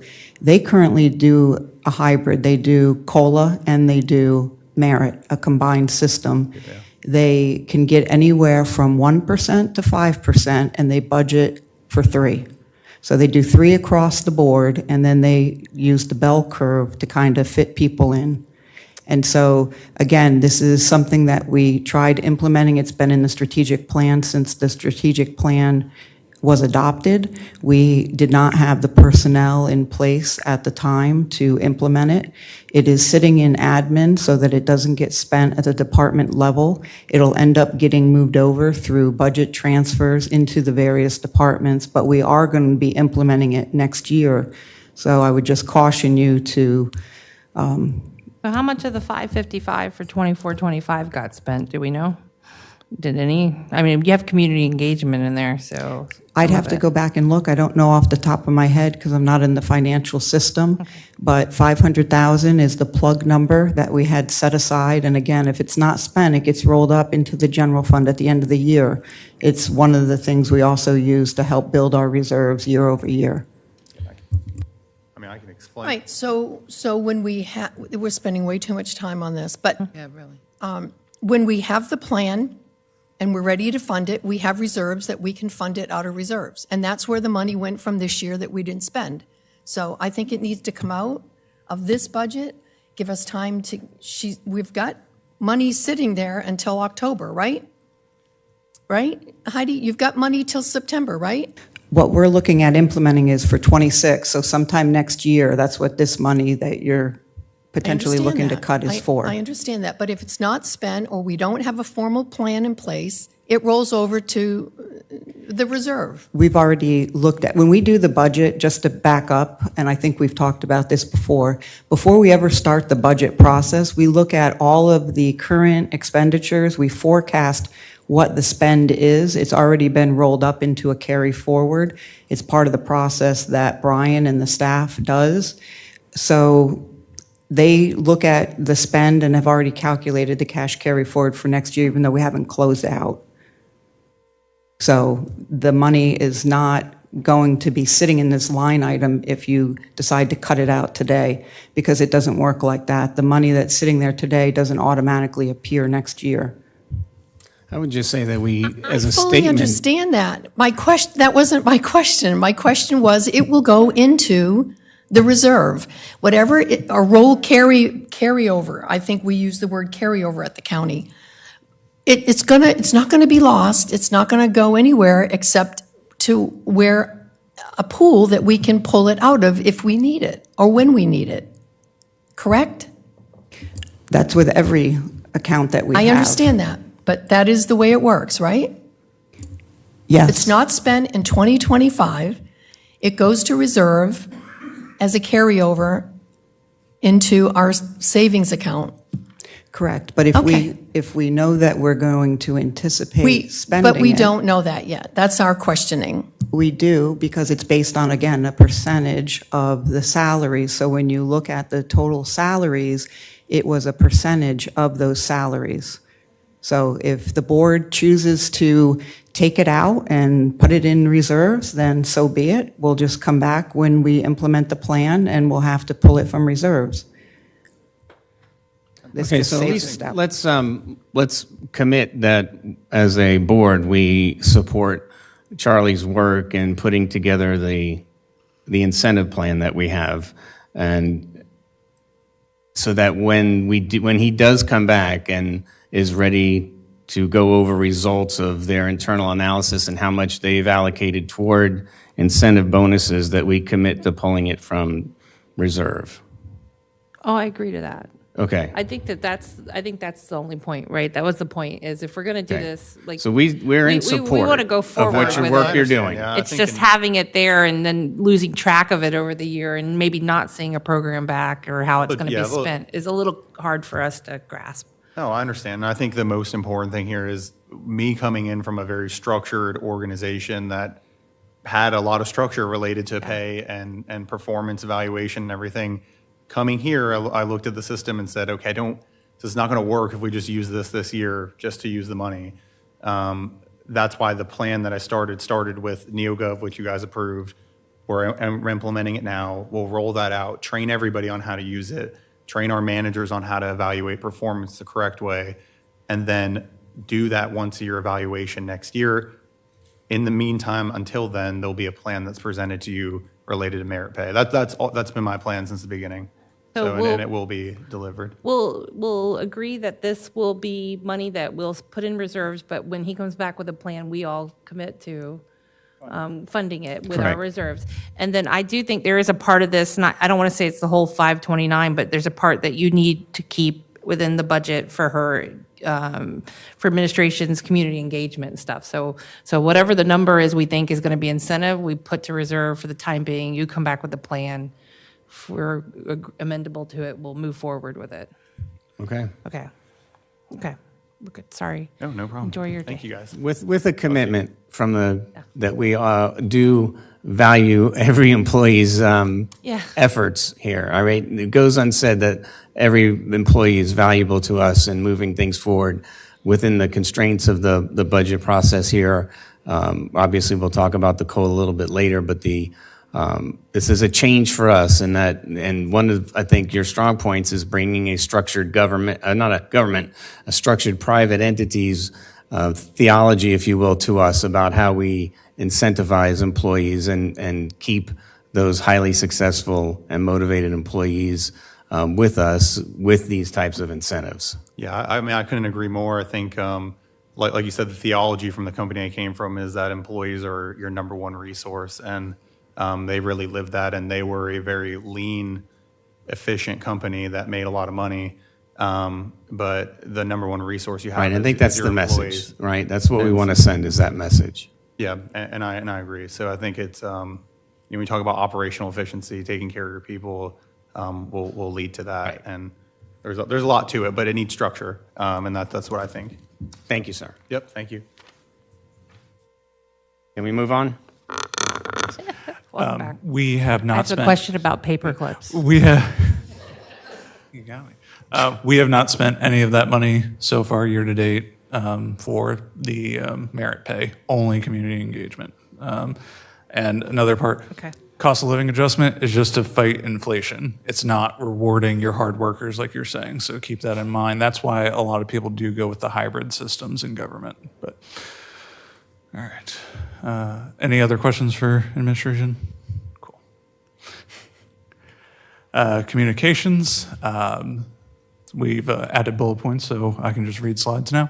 Operating increase due to social media archiving and a new platform for reaching the public. I do have a question for that. I saw the archiving, which understandable. There is another new change onboarded onto the tentative this year, and that is about $34,000 for updated advertising contract to include social media. Does anybody have any explanation what that just pertains? What are we doing with social media? Is that Again, part of the strategic plan talked about community engagement and getting the message out there. You may see that we've taken a stance where we have some more presence in like the Observer, in addition to promoting through online. They also provide some of that through print. So there was a nominal cost to that. So that's what you're probably seeing. okay?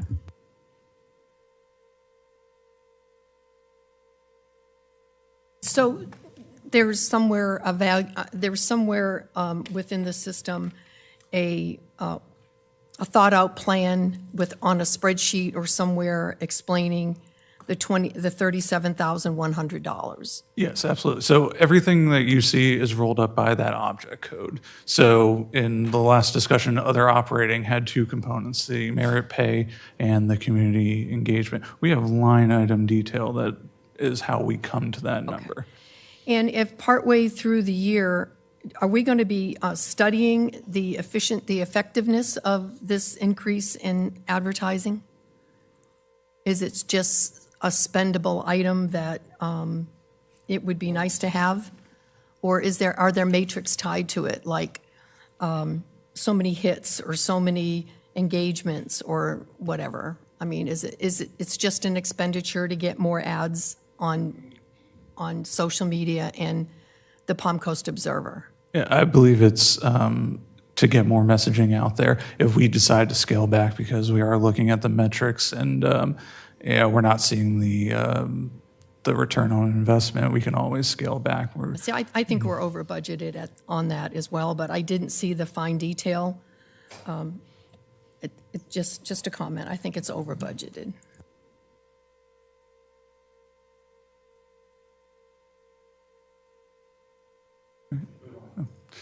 Yep. County attorney budget. So the big decrease is that Al is leaving. So his rate of pay would not be the rate of pay we're going to pay the next county attorney. Good. Economic development, we have shifted 0.15 FTEs, which is 15% of a person, of the tourist director's salary and benefits into this because they oversee the economic development program as well. Okay.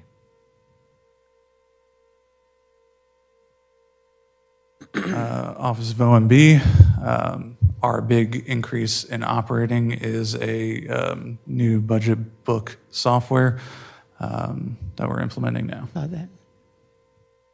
Thank you. OPC, their decrease is related to, we have shifted some personnel out of the department. One went back to general services and one went to HR this year. I have a question on this one, on OPC. It's just an interesting note, and I'm sure no one saw it, but they've never had it before, but this year they're budgeted to lease a truck at $9,300 a year. Is there a reason why OPC would need to lease a truck, or? So we have a surplus person that takes, this desk is old, and so they use it to transport goods back and forth. How did they do it before in the other years? So we had Just asking, we had an now old this truck is that we new. didn't need to lease. So through the rolling stock So replacement they're replacing plan. stock? Yeah. Okay. Does it get traded in? That's, The vehicle? Yes. HR's budget. So this was one of the positions that we just said we took from procurement this year and moved into HR, which is the training position. so I do have a question about this. Just one line item. There's a $31,000 increase for employee orientation and recognition / leadership summit. It's a $31,000 increase. Is it a new program coming online? Also, we have leadership now. I don't know if they're going to continue to do it or not in the tax collector's office. You are going to continue. So I don't know if we need a leadership summit necessarily this year, if the tax collector is going to continue with their leadership, which we send employees to. Only it's a $31,000 increase. So I'm sorry, Charlie. I'm sorry, I'm trying to hurry through it, but I only have like one other thing marked and then I'm done. It's a different program. I think you can probably have our HR director come up. It's a different program. So what the tax collector does as far as leadership, we're very fortunate to send 1, 2, or 3 people. This is providing leadership training to your department directors, your managers, your supervisors on an annual basis. This is consistent with what high-performing companies do, but our HR director can share more insight.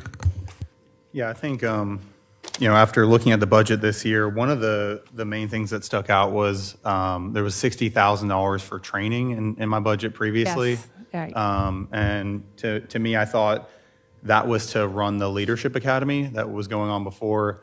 And in my opinion, I thought the money would be better used to, instead of spending $60,000 on, that specifically, I thought it would be better used on a summit, or more so a vision meeting, where you bring your leaders in and you talk about what's the purpose of working here, what are we working on as an admin leadership group, and more so getting everyone on the same page moving forward, along with leadership training, maybe bringing in someone to speak, but then some other leadership lessons internally, which would save more money. So not out of that 31,000, that's not even, not all the money is that.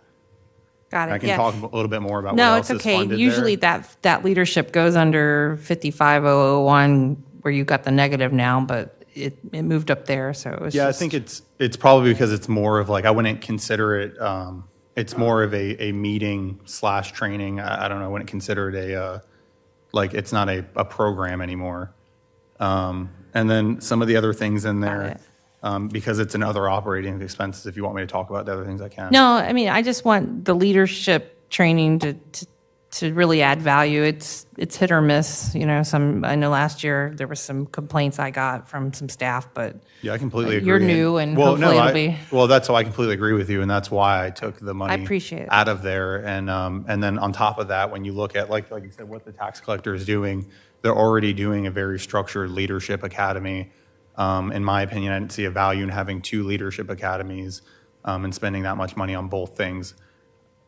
Thank you. So it's not that full amount, the 30,000. So it's the 30,000 is used for employee recognition and other Saw things it. I too. got it. Okay. So Now it's on a different line. savings. Don't leave real quick. Yeah, of course. Same under educational reimbursement. I don't know where you are year to date. You have 6 staff. Are they No, so are they actively involved in continuing ed or advancing their degrees? yeah, so the education reimbursements for the whole county. Oh. That's a tuition Sorry. reimbursement for the county. Sorry. So Okay. we're close to it, but that's set by the IRS. Anything, right? If you correct me if I'm wrong, but It's But like you carry it in your budget. He $5,200 a carries it. year. You Okay. can exactly before it's taxable. So. Thank you. Okay. Any other questions? No, we're done with HR. Look, I only have one more. Next is the Veteran Services Division, pretty small increase. Thank you. Risk management, so this is a new division that already kind of existed. We're just putting a person in there. So the risk manager was previously in HR. We're just better aligning it with the budget that person oversees.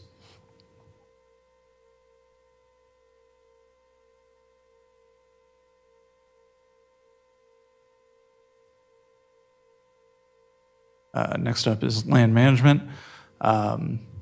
This is one of the efficiencies that Heidi spoke about, eliminating a position and then using some of the money to outsource it, but still providing a savings. Yeah, and the increase here is they're going to do prescription burns, which they haven't been doing. Yeah.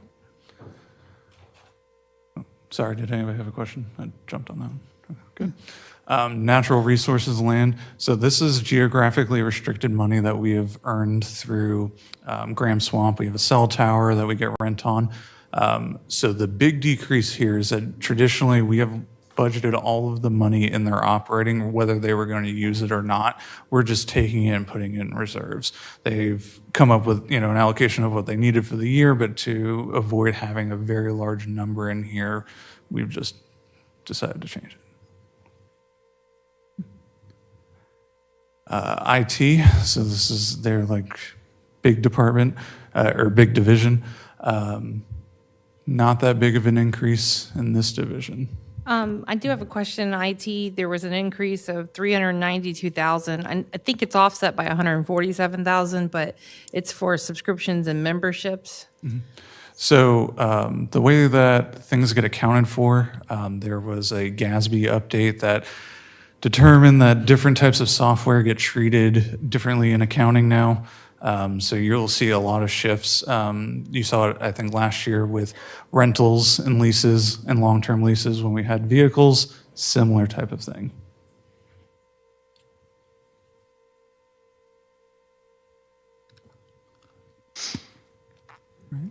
Next one is GIS. Pretty small increase here.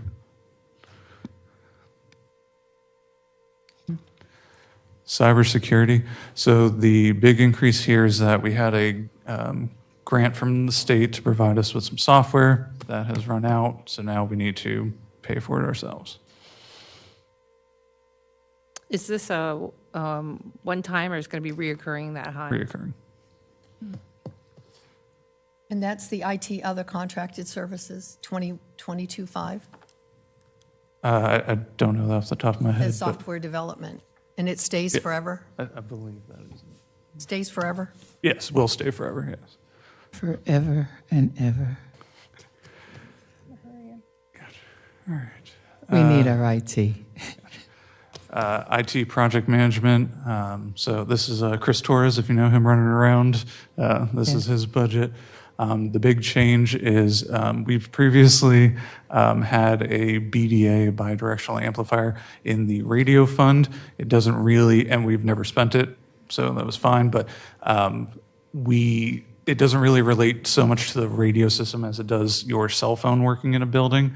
So in order to put it in the right place to spend it, you now see it in this budget. Public safety software, also known as CAD. You funded part of an FTE for this, and the contract going up. All these softwares, are we forced to use this type of software, or is anyone proactively looking at different softwares throughout the year for all these groups to So move on to? this one specifically, I know that we just ran out of our 5-year agreement, so we did go back out and look. So, yeah. Yeah, we need to do that with all this software, the site, all of it, you know. You know, excuse me, do you know which, it must be mobility hosting. You had a $15,000 increase in IT books, publications, subscriptions, and memberships. You don't know which one? Which one are you looking at?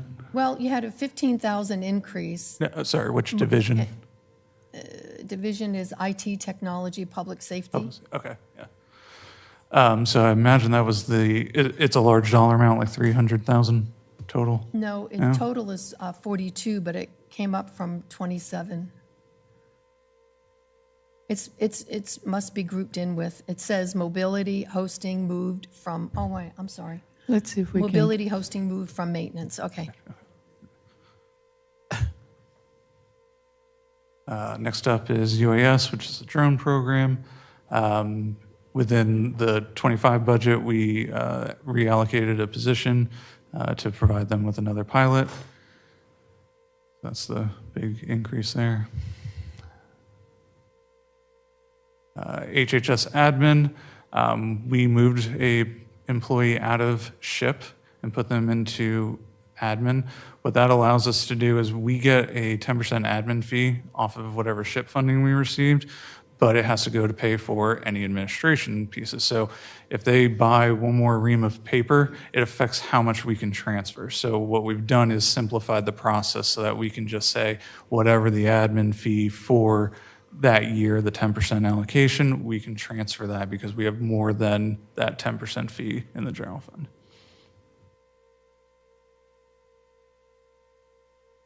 Next up is human services. This is where we see some of those cuts that we were talking about with the outside agency funding. Another one to bring up is the state mandated costs. We get a Medicare number from the state, it goes up, we have to pay it.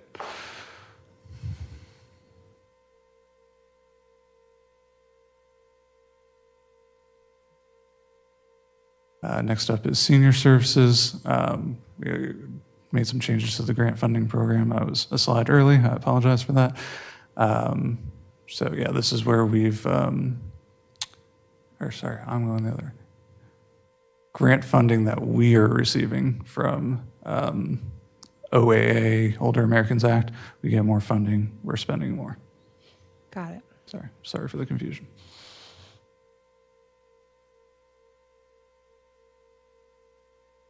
Adult daycare, we've obviously talked about it enough, so no other questions, I'll just keep on moving.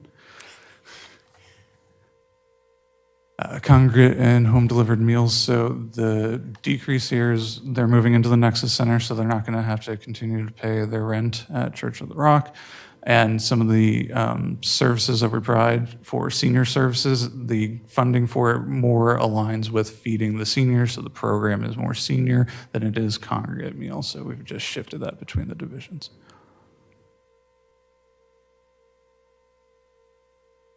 Do you know what we saved doing that? It's just a shift, It's nothing. allocating where the Just a expenditure different belongs. pocket. Okay.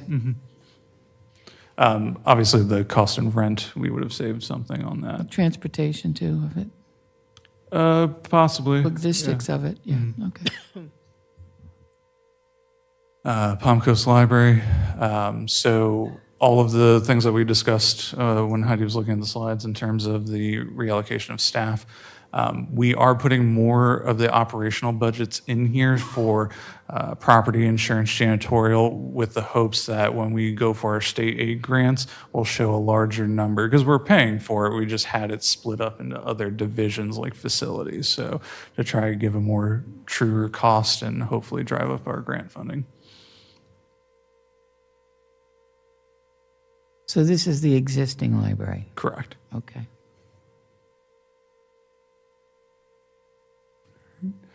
Next up is Bunnell Library, aka Nexus Center, just the library portion.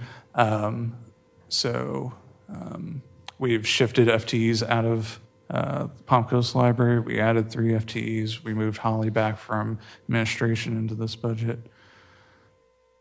And then naturally, it's going to be a much larger footprint than where they're at in Marvin Gardens, so there's going to be increased utility costs. So this reflects option 2 that we discussed earlier? Correct.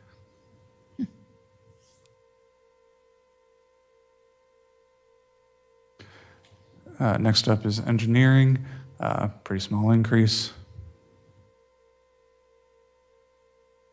Emergency management, their biggest expenditure is FPL and water bill.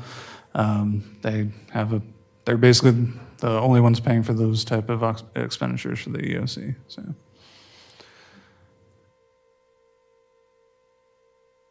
fire rescue administration, pretty small. Fire rescue. So now the next 2 lines you'll see are the 15 firefighters that we added. They're split funded between fire and EMS. So that's where the bulk of their increases are.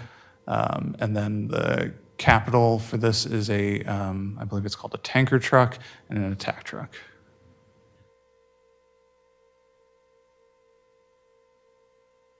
This is the last meeting, we approved a application for funding to split some of the cost. I think it's for fire, but I'm not sure if it's fire and rescue or just fire. So that's a SAFER grant. Yes, if we SAFER get grant. it will bring down our local funding.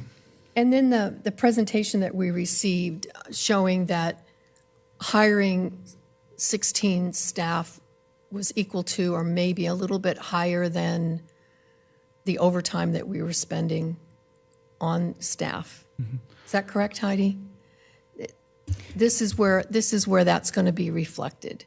You have a couple changes. So it's split between fire and EMS. So your firefighters, your paramedics are split between the 2 funds. We Right. have to split them.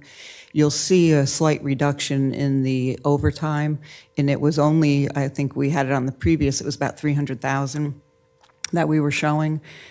So it's relatively insignificant, but I think when we shared with you before, the bringing them on, the additional firefighters or staff, part of it was due to the overtime, not all of it. The other one was due to sick and relief and burnout. The other one, the overtime was created by stepping up Rescue 25, the 6 people that we had on overtime. But that's all reflected in this new budget. Everything that I presented at the beginning is reflected in this budget already. So if we make any changes, we'll have to go back and change it. And it doesn't reflect if we receive the SAFER grant. That would Yeah, be- I figured that much. And that's only temporary. Correct. 3 years with the sliding scale, I think, on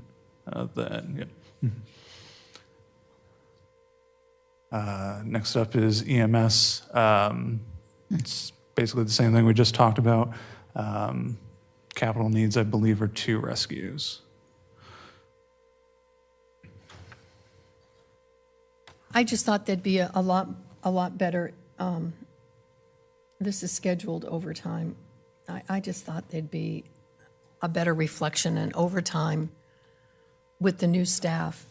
I don't know that I expected this much overtime. With the new staff members, I didn't expect to continue on this overtime path. You have built-in overtime because of the work schedule Right. that they have, so you can't escape that. You have that regardless.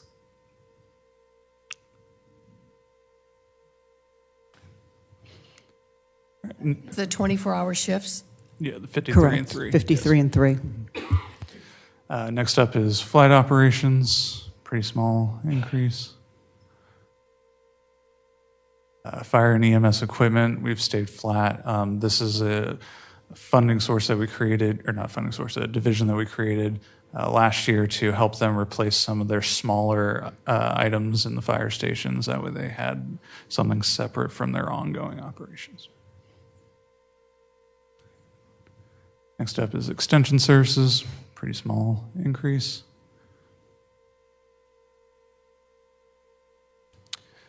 General Services Administration, the realignment of staff was the 1 FTE from OPC. That got moved back into General Services Admin.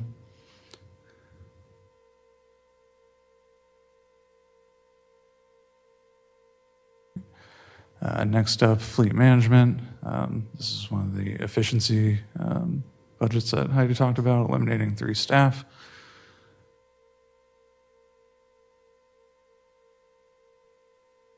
Next up, public transportation, again, relatively small.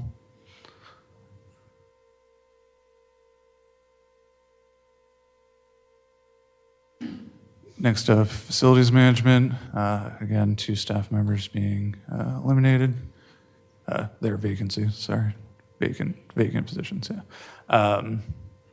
So that's the decrease. The GSB. Can I ask you, I'm sorry, on general service public trans? At 31.85 FTEs, are we still okay? Are we still functioning? I know there was a while back when we were looking for staff. Are we okay? It's gotten significantly better. I don't know. They still experience vacancies, Yeah. but, that is the position count that is set aside for that department. There's vacancies. We try to We recruit. budget for the Correct. max, but And we don't always sometimes- have the max. Correct, because sometimes when we do the budget, we do it by category, not by line item. So even though that money's sitting in salary, we may end up spending it in overtime. We may exceed the overtime okay. budget, but you're using the balance of salaries to fill that gap. That's why we do it by category, not individual line items. So we'll use the money, I'm sure, by probably overtime, not Providing the salaries. level of service that we need to provide. Correct. Commissioner Carney, did you need anything on facilities? Okay. So GSB, the big increase here is we have to do an overhaul of one of the air handler units in the building. Recreation facilities, aka Parks and Rec, we are eliminating 1 vacant position.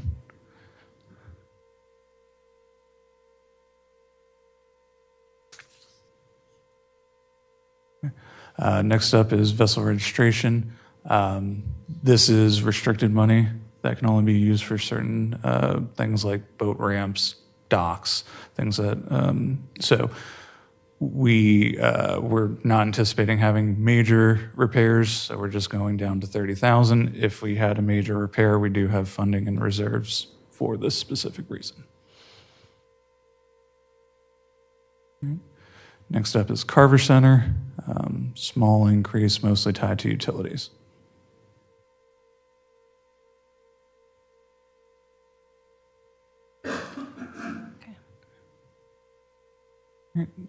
Bull Creek Fish Camp, going down a little bit. Not a lot going on. All right, next up, Princess Place, mostly just personnel costs.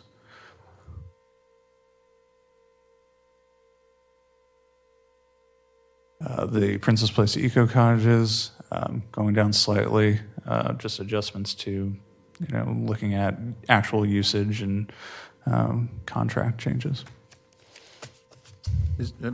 Brian, is that enough money to keep up with the, we got a complaint that they were looking pretty shabby. And I know that we went out and fixed that. But is this enough money year to year that we can keep up with it and not get complaints about the upkeep of the cottages? I would imagine, so this was requested by the department, so if they were receiving complaints, I would imagine that it would consider those unless it's recent. I don't know when we're talking about, but we started the budget process Right. back in February, so if it's happened since then, What do you think, Heidi? We got this. They've taken a look at the issues that were raised, and they've already taken care of them. Right, so, they already fixed them, I know, but Yeah, is- so it is comes out of enough this money budget. just so that we don't get those calls again? I just think it's not a matter of receiving the calls due to a lack of funding. I just think it might have been a lack of attention to detail. Okay, So the funding is fine. got it, thanks. Next up is pooled expenditures. So one of the bigger decreases in here is because of our new financial software, the way that we bill outside agencies for fuel, we used to have to show the expenditure in a line item, and then we got reimbursed. The system has the capability of having a clearing account, so it doesn't have to hit an individual budget line. So everything still remains the same. We're still receiving the same amount of money, but it just doesn't have to be budgeted that way. Next up is tax increment, also known as CRAs. This just moves up with property values, whatever it is, we have to pay. If we adjust our millage rate, it would change the amount we would end up paying.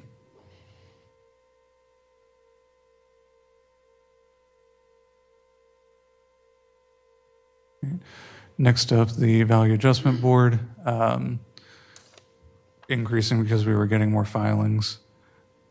It is, it happens. I think Jay spoke about it at one of the workshops about people just come up and do the petition hoping to win and then do nothing about it. So. Well, this last year was an eye-opener. Mm-hmm. It went from a handful to 100. Yeah. So. Interfund transfer, so you're seeing a big increase here. This is a lot of it's coming from building up of reserves, one-time money to do roadway improvements, stormwater, shore up the health insurance fund.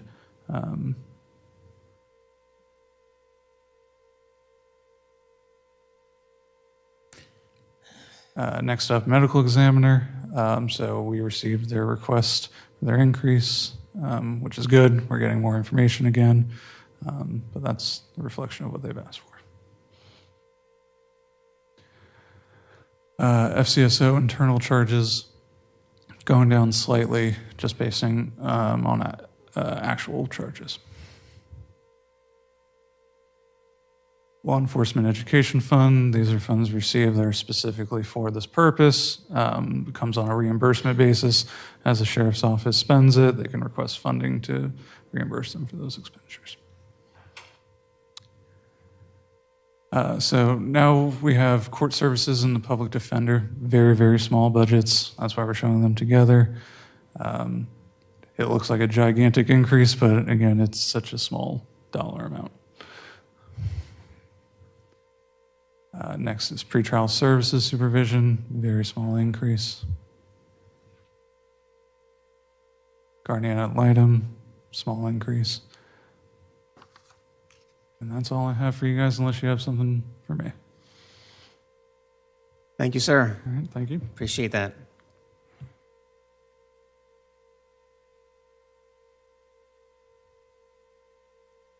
Ms. Petito, is this yours next? This is me. All right, thank you. So here's a look at the constitutional budget summary. This is as it was presented to you on June 9th, the last time we met, and it had a gap of the 2.8, almost 2.9 million. Here's a look. Once we were provided with those certified values, it raised the amount of revenue coming into the county. So there was an additional 680,000 that was applied to help fill that gap, but that gap was still somewhere about almost 2.2 million. So we appreciate the collaboration of our constitutional officers as we work together to bridge that budget gap. Through the joint efforts, we were able to reduce the proposed cost of living adjustment from 4% to 2%. So even earlier today, the general fund budgets that you saw, you're going to see a 2% reduction in the cost of living. So they will be less when you actually see them as part of your tentative. But this aligns with what the state is providing to its employees while still recognizing the valuable contributions of our workforce. There is, with this right now, there is a slight shortfall, though, with regard to the sheriff and the CAD licensing. You may have recall that through some of the discussions that we've had. But since today's focus is on the general fund, we're going to continue to work with the sheriff and his staff to use non-general fund dollars to help plug that gap. You'll see that as part of your tentative. So that'll just be an adjustment that we'll make. I just want to say that we extend our sincere appreciation to our staff and constitutional officers for their continued collaboration and support and teamwork throughout the budget process. We've had some really good commitment to open communication and problem solving, to come with some shared responsibility in developing a balanced budget. And the process was very thoughtful, and it supports the community's priorities while maintaining that fiscal responsibility. So it's definitely been a collective effort, and I appreciate them working with us. And here, we're proud to present a balanced budget. This maintains a flat or reduced millage rate. You will see a slight reduction in millage based on debt service, so we will have a small decline there. It reflects our commitment to fiscal responsibility, and the budget holds the line on expenditures while also prioritizing some of those essential services and programs that we have. We've included a net addition of 15 new public safety positions, and that's a combination between fire rescue and the sheriff's office, where we added 3 in his organization. It does recognize the importance of investing in community protection.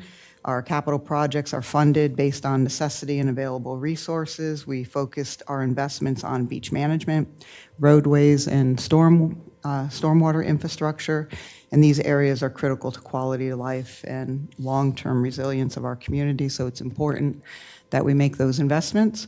And just want to thank you for your thoughtful input and discussion today. We'll incorporate any changes that you've made throughout the discussion into refining the budget in preparation of your presentation for the tentative budget on July 14th. And just appreciate your continued support and collaboration throughout the process. So thank you. Thank you very much. Does anybody have some additional questions? I comments? did. Can we go back to the constitutional slide for just a moment? And this is what we expect to approve, correct? Does anybody have any discussion or changes around their budgets? I have a question. I would like to see, prior to approving this, from the clerk of court where the 5 positions would technically be used. That's my takeaway. I believe it was 5. Okay, anybody else? I believe that the clerk also asked for everyone to come up to a certain minimum pay. Does the clerk have a salary schedule or salary study on other clerk offices locally? And my other question is, under sheriff, is that with bringing the 911 folks under Flagler County under you? No, it does not. This was, I believe, option 2 as it was presented, which still has the 911 dispatch with him. Are we still in discussions on that? Or is I can't add positions. That's going to be a discussion for the board to make. I can't authorize bringing on those positions. So that would be a discussion for you all to have When do we do that? whenever you'd like. I mean, now is a good time, or we'd like to, wrap it up as part of the budget process. So Okay, let's start with the clerk. Tom Bexley, Clerk and Comptroller. Would you like for me to address those questions? Yes? You go right ahead, sir. Okay, thank you very much. I believe the first question from Commissioner Pennington was, how do we intend on utilizing the additional 5 positions that we requested that are currently included in the your tentative budget that's sitting in front of you? I kind of went over that briefly in my initial presentation. All 5 are having to do with services that we provide to the Board of County Commissioners. It's kind of off the cuff, having to do with the board secretaries and all of the work that they do on behalf of you, accounting for the minutes, processing all of your contracts, retaining them in the public record, your value adjustment board. Where else are we doing it? Additional work with the public record. 1 or 2 positions in our finance department to help manage the additional workloads that we have taken on to assist your financial services, et cetera, et cetera. If you want specifics, I'll address those with you guys individually, or I'll put a presentation together.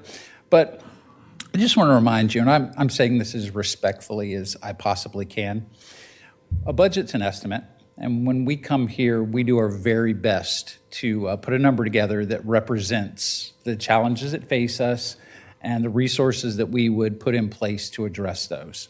So I've got kind of a little bit of a budget burnout from your initial discussion. I don't want to get into exactly where dollars are spent because sometimes we have to be reactionary, and planning is difficult, and giving you an exact plan is difficult. But I think the bottom line is me and the other 4 constitutional officers who I'm extremely close with, like you, were elected by about 100,000 people in the county, and we've been entrusted to do our jobs. And when we give you a number like this, you can be rest assured that everything that we give you is the number that we need, the needs-based budget that we need to do our jobs. So, like I said, happy to discuss what the intentions are for budgets, but every penny that's being requested today is going to have a purpose that fulfills what we do for you as the Board of County Commissioners and your comptroller. The reason I brought it up is it's $1 million. It's 28% increase, and you had mentioned that a lot of this is due to something that the county is utilizing your staff. So I was wondering if there's a takeaway here for our staff to see if there's any reliability reduction we can do. Is there a way we can reduce our liability? Is it something we're doing that he needs 5 people? Because we're having to lay off people, and we're having to make cuts, and to add 5 because the board meets so often, or whatever it is, or the finance department's having to use you. Is there any room there to bring that back on our staff so that we don't have to implement such a large staffing request over at the clerk side? So that's why I brought it up, because we're reducing on our side staff, and COLA, and I appreciate everything with that, but to have to add 5 because of our board or our county, is there work that the administration can do to bring some of that back in-house to alleviate his need? That was my only takeaway from that budget. I understand. And again, trying to remain respectful here.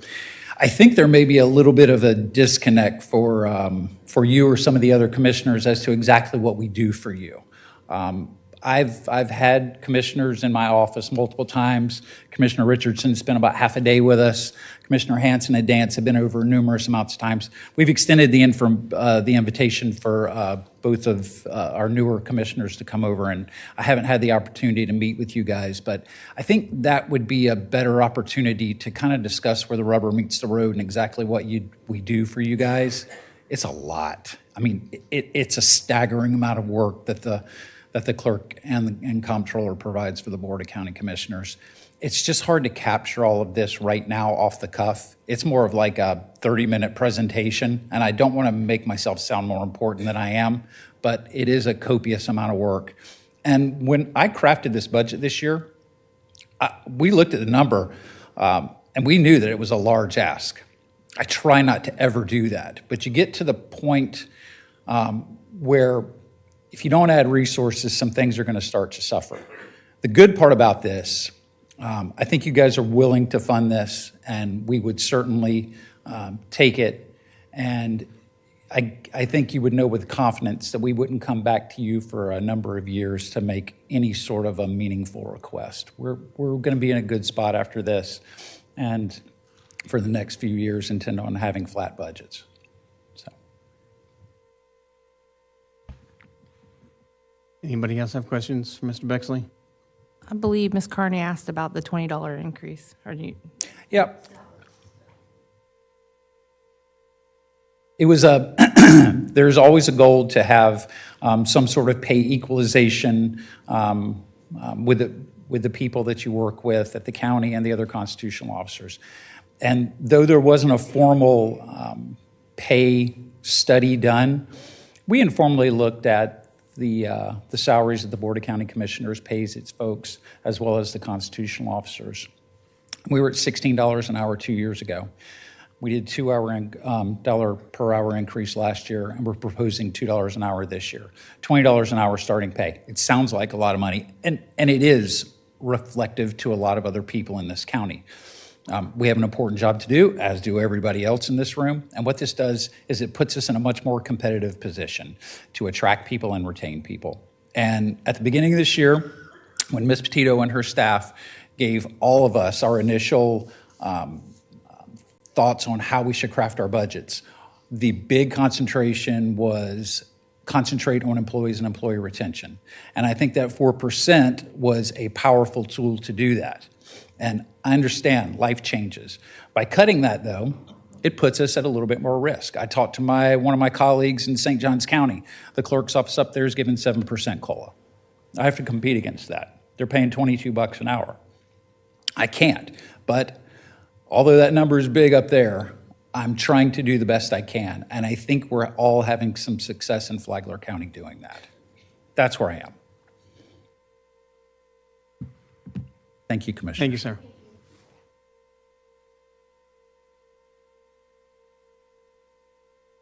Dun, dun, dun.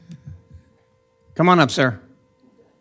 Good morning, Mr. Chairman, Vice Morning. Chair, and Commissioners. Flagler County Sheriff Rick Staley, would you like me to answer the couple questions that came up on the sheriff's budget? And anything else that you wanted to say, I think we'll have each of the constitutionals come up at this point and just say a few words and as we conclude this part of the budget process. Okay, thank you.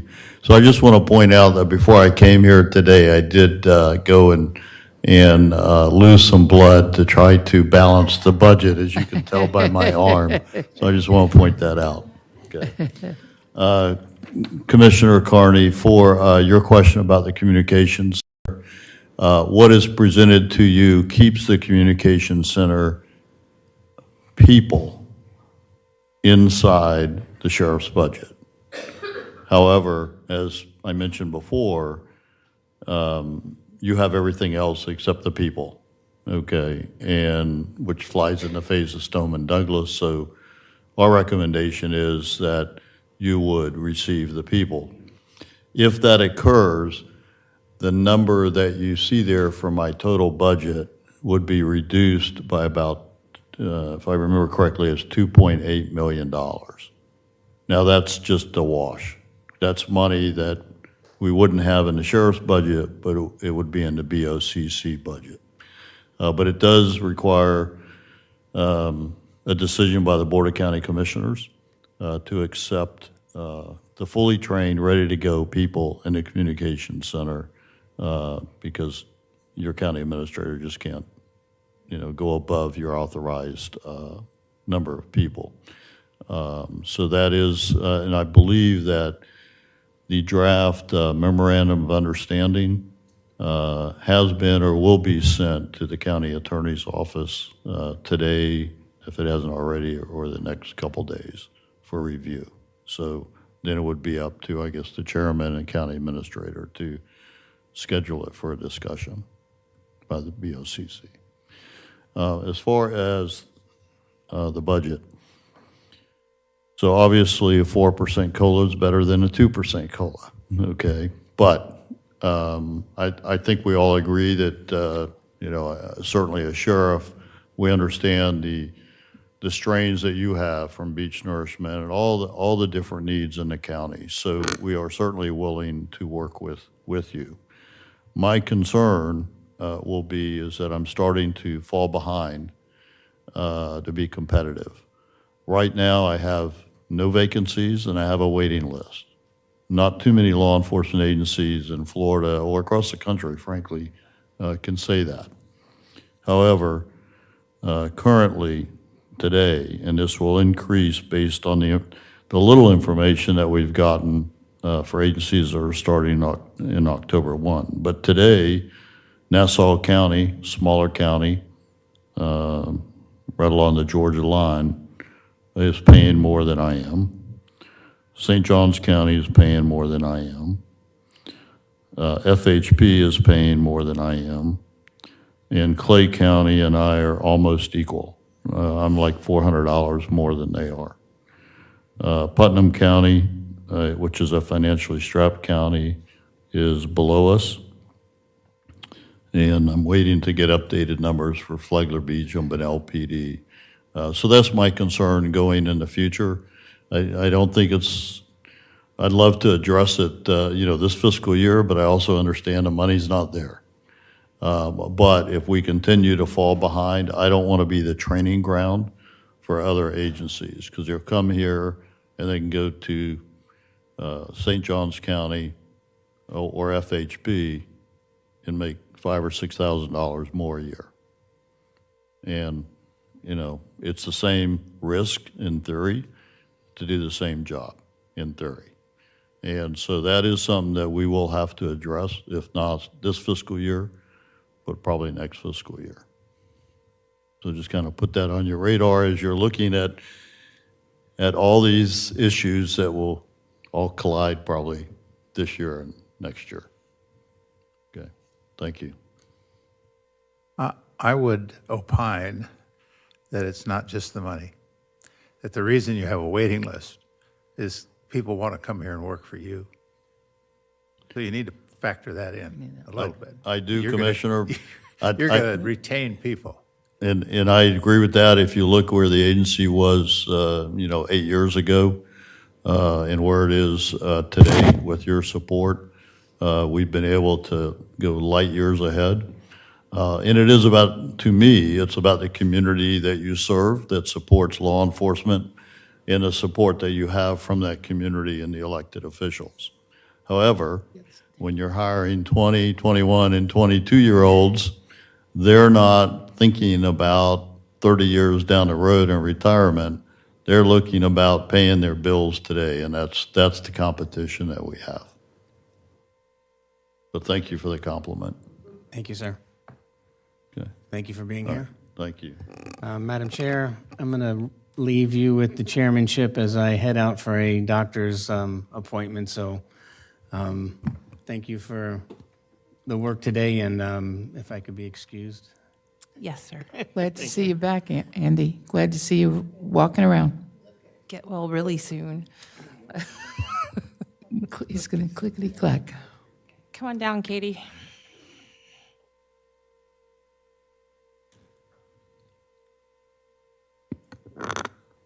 Okay, so I guess I'll be the only person to say that I do not support reducing the 4% to the 2%. I just think it's an easy way out instead of tackling the many increases that we saw across across all the slides. I did my best to present a budget that was flat in line with the county's budget initiative. I know that there are needs. I'm not saying anything, about anyone else's submitted budget or the county's budget. I'm just saying, I really feel that it should be a creative discussion. There was a lot of good discussion about identifying some items that maybe, do we need this? Do we need that? I mean, I think more of those type of discussions are needed before we start putting the burden on the backs of our employees. We're already looking at an increase of medical insurance for our employees. The family plan in itself, that weekly cost is significant. So when we look at this 2% now, and my number is wrong again, anyway. So, that's substantial for my people. I only have 11 staff members. I'm the smallest of the constitutional, smallest department, definitely smaller than a lot of your divisions or departments within the county. And the retention of my employees is really important. If I don't remain competitive with my salaries, that loss of institutional knowledge is a great loss for our county. And I'll say it 100 times if you need me to, but my staff is the best staff, election staff, or my team is incredible. And I'd like to be able to give them that 4% because I think they deserve it. And I just think there's other ways creatively that this $2 million can be found. It's 1.45% overall budget. You're looking at, $149 million, and we need only $2 million of that. I think we could find it. So that's all I have to say. Thank you. Okay, you're welcome. Ms. Edmondson?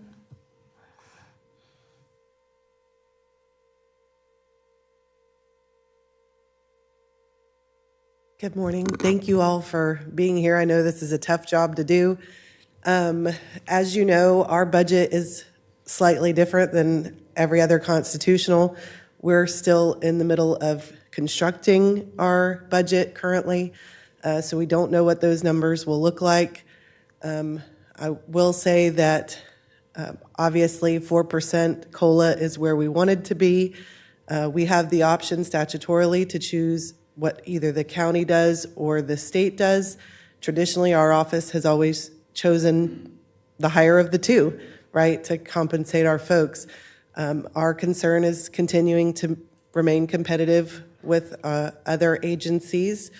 Recently, in the last few years, we finally got our salaries in that competitive range. And like the rest of the constitutionals, I just don't want to see us lose that momentum. Again, reiterating what Katie said, putting it on the backs of our staff is never a good option. But understanding where we're at, we're definitely willing to participate. And, I would agree to the 2%. Not crazy about the idea, but for this year, understanding the constraints, I would support the 2%. But again, I would just reiterate that for us, we're a revenue-based organization. We create our revenue source. You guys don't fund us. And any unspent revenue at the end of the year, we actually return to you, which is typically around $1 million, a little more, a little less over the years. So just keeping that in mind as well. That's all. Thank you. Yeah. Mr. Gardner?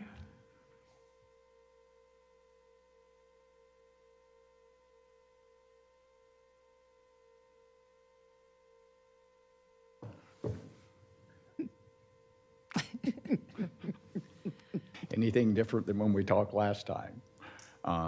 Jay Gardner, property appraiser. We talked about the pretty much most of my budget's employees, and really that's the increases are tied to the usual things, insurance and retirement and all that, the COLA, all these things. Not much of a change. I have another position, and it is for a field guy, and we talked about that, how many things I'm having trouble getting done. I don't know if y'all have any questions. Any questions? Nope. No, sir. Okay. Good to see you. Yeah. Next time, put us at the beginning of the See meeting. Okay. I'll bring it back. I was going to say, we didn't set up the time frame. So the 9/11 discussion, 911 discussion, when would we like to have that? When are you looking for the board to have that discussion? You can have it now and provide guidance, and then that way we'll just wrap it up into the tentative. So when we bring it back, we're bringing back the budget and not having to make adjustments if that's the direction from the board. So if this were to sit underneath us, is there, and it doesn't work out, or for whatever reason, doesn't really align with us any longer, is there an opportunity to, is it an easy opportunity for this to go back under the sheriff's office again, or will this concrete us into this? Based on the conversations that I've had with sheriff staff, and I think this question came up when they met with you one-on-one, is that whatever the agreement is that would be provided to us would have a clause in there if for some unforeseen reason it didn't work out, that the sheriff would take them back. We don't anticipate it being a problem. The staff is, very professional, trained. They're a self-contained unit that we would step up as its own division or department, if you will. So we don't foresee a problem, but I believe there was going to be or anticipated language that more or less had like a revert, or if it didn't work, that it would go back. Commissioner Hanson? Yeah, do those employees fall under the union contract? They do not. So currently we have two unions, one representing the detention deputies, one representing the law enforcement deputies. The communications center employees voted, they had a union, Florida law changed, that union went away. Okay. They voted to select a union, which has been selected, but no negotiations have been done, and there is currently no contract. That would be a decision point if the employees fall under you, if you accept that vote, or have them go through that process again, as I understand the law, because they would become employees of the Board of County Commissioners, whereas the first vote was done by, as employees of the Office of Sheriff. So they could become union? They could, yes.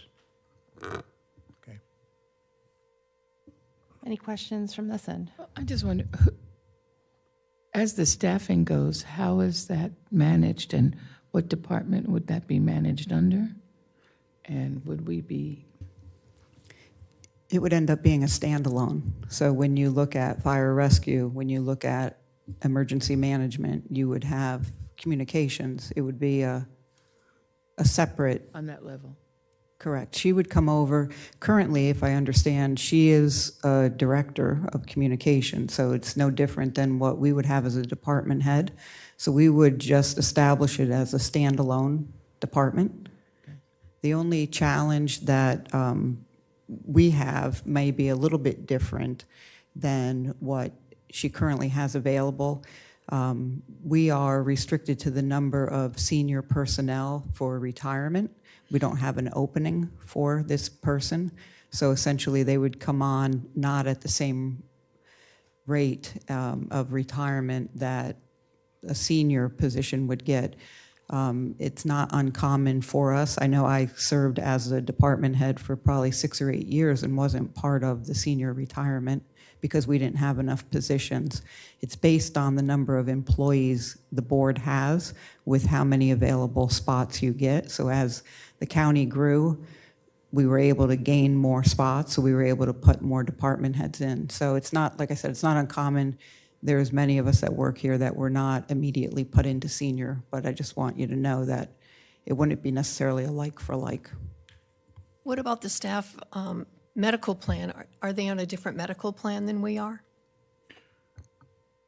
Yes, they are currently. However, the way this would be transitioned over was while they would become your employees under your health plan, the timing would be done where there's no gap in health insurance. That was very important for me to take care of those employees, and we have worked that out in this MOU.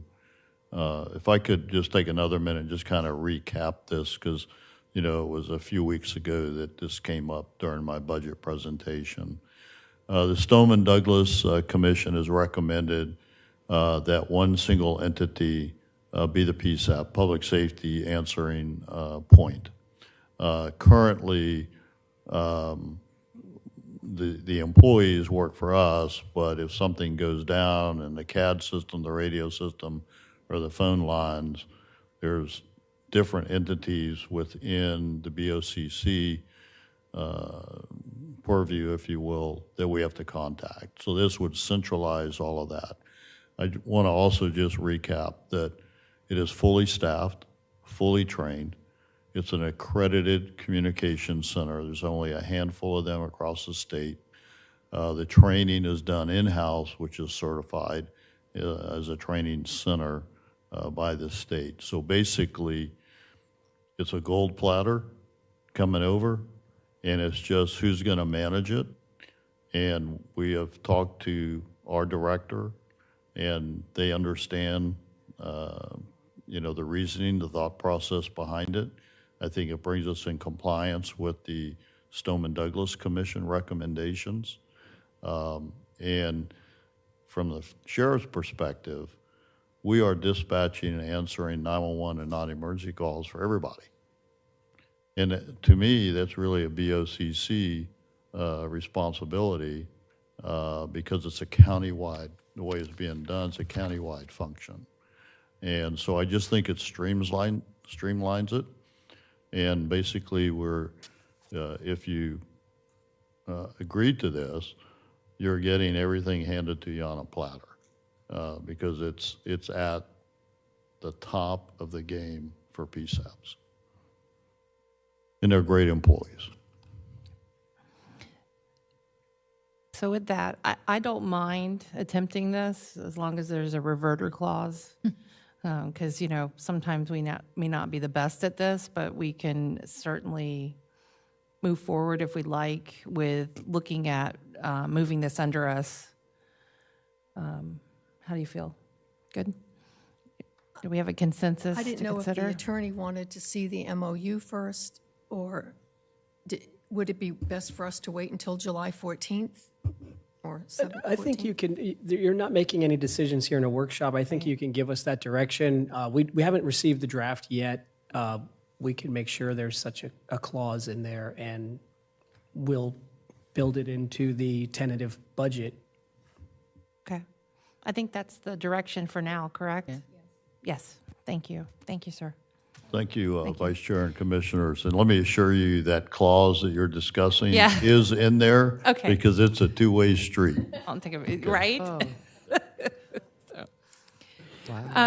And then I'm sorry to see the clerk left, but this is just me, and I'm only one of five. But when he was in here presenting the budget the last time, we talked about the fact that there was new revenue directed towards the clerk every year from the state, which started last year. I think he got around $180,000. They're only one portion of their job is recording, but recording's down and housing's down in general. I hate to dedicate 5 employees at this time funding for that. I'd rather maybe meet in the middle somewhere and come back next year if there's still a need. I just not comfortable, mainly because I didn't see a plan there, specifically what roles they were. I hate that it's tied to, everything has tied to the BOCC on it, but I'm only one of 5. You're welcome to fund all 5 of them, but I saw that more as maybe we could have him come back next year for 2 of them. So. Well, I will comment. I was going to meet with him separately on this, but I just finished my, and Pam as well, and Greg was there too, on our ethics training. And when I look at the recordings that are happening and the retention requirements from the state, I think there's a lot that we're doing that could possibly be cut down as far as content in minutes. I think that a lot of the posting or whatever the clerk is doing for our meetings should be evaluated. Not that he hasn't done it. I don't know that he has or has not done it. But I know that other areas are looking at streamlining some of the record retention and record keeping at the BOCC level. And I think we are overdoing what we're required to do, just based on what I've seen come from the clerk. The financial side of it, he's only asking for one person, and I'm sure it's justified. I think that Have the original, I thought it was 5. 5 original, Five, right. right? But one of them, he said, was from, on the financial Got side. it. Okay. And I know being a comptroller is not an easy task, been there, done that. But I would never circumvent that all these folks don't know how to run their departments. I know they do.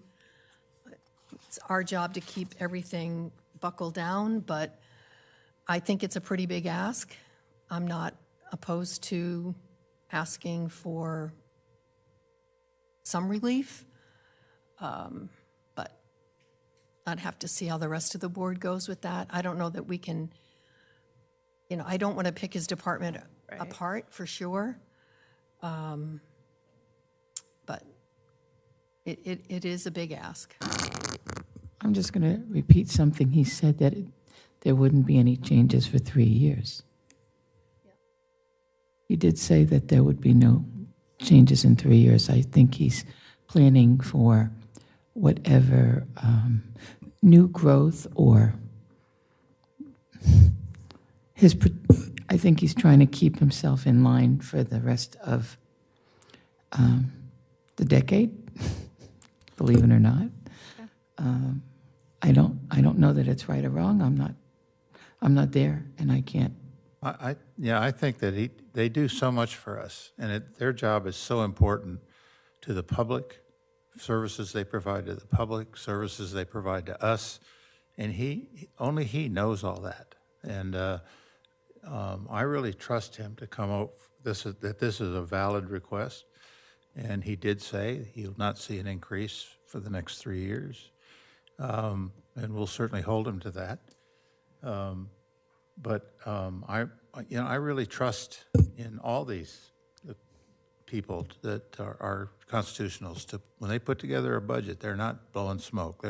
They've looked at it, and this is what they need. So I think we should approve his budget. He did agree with the 2% COLA, did he not? He agreed with the 2%, and I wanted to point out, even though he, and I'm not trying to defend anybody, but I want to make sure that everybody understands, when he came forward and he had asked for the 5, it was based on what the budget was before. We've had to make reductions, so he's not getting what he asked for. His ask is actually cut by about $129,000. So, he may or may not be able to get the 5. You're just approving the budget, and then he implements it as he needs it. So I just want you to be aware of that, so. All right, Ms. Petito, what was the next steps? We didn't have anything left with the budget. I think we just left off on this page. So whatever's next on the agenda today, which I believe is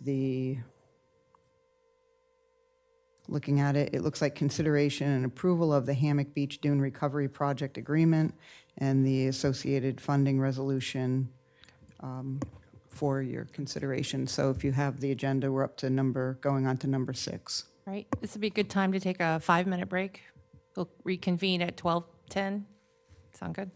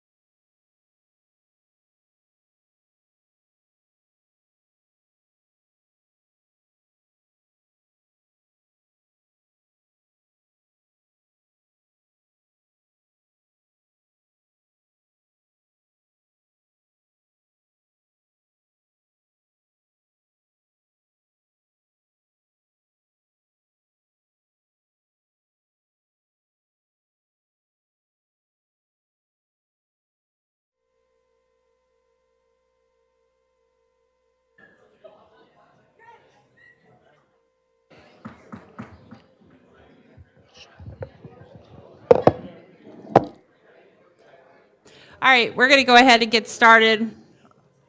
I think we're looking for Ms. Richardson. Paging Commissioner Ms. Richardson. She's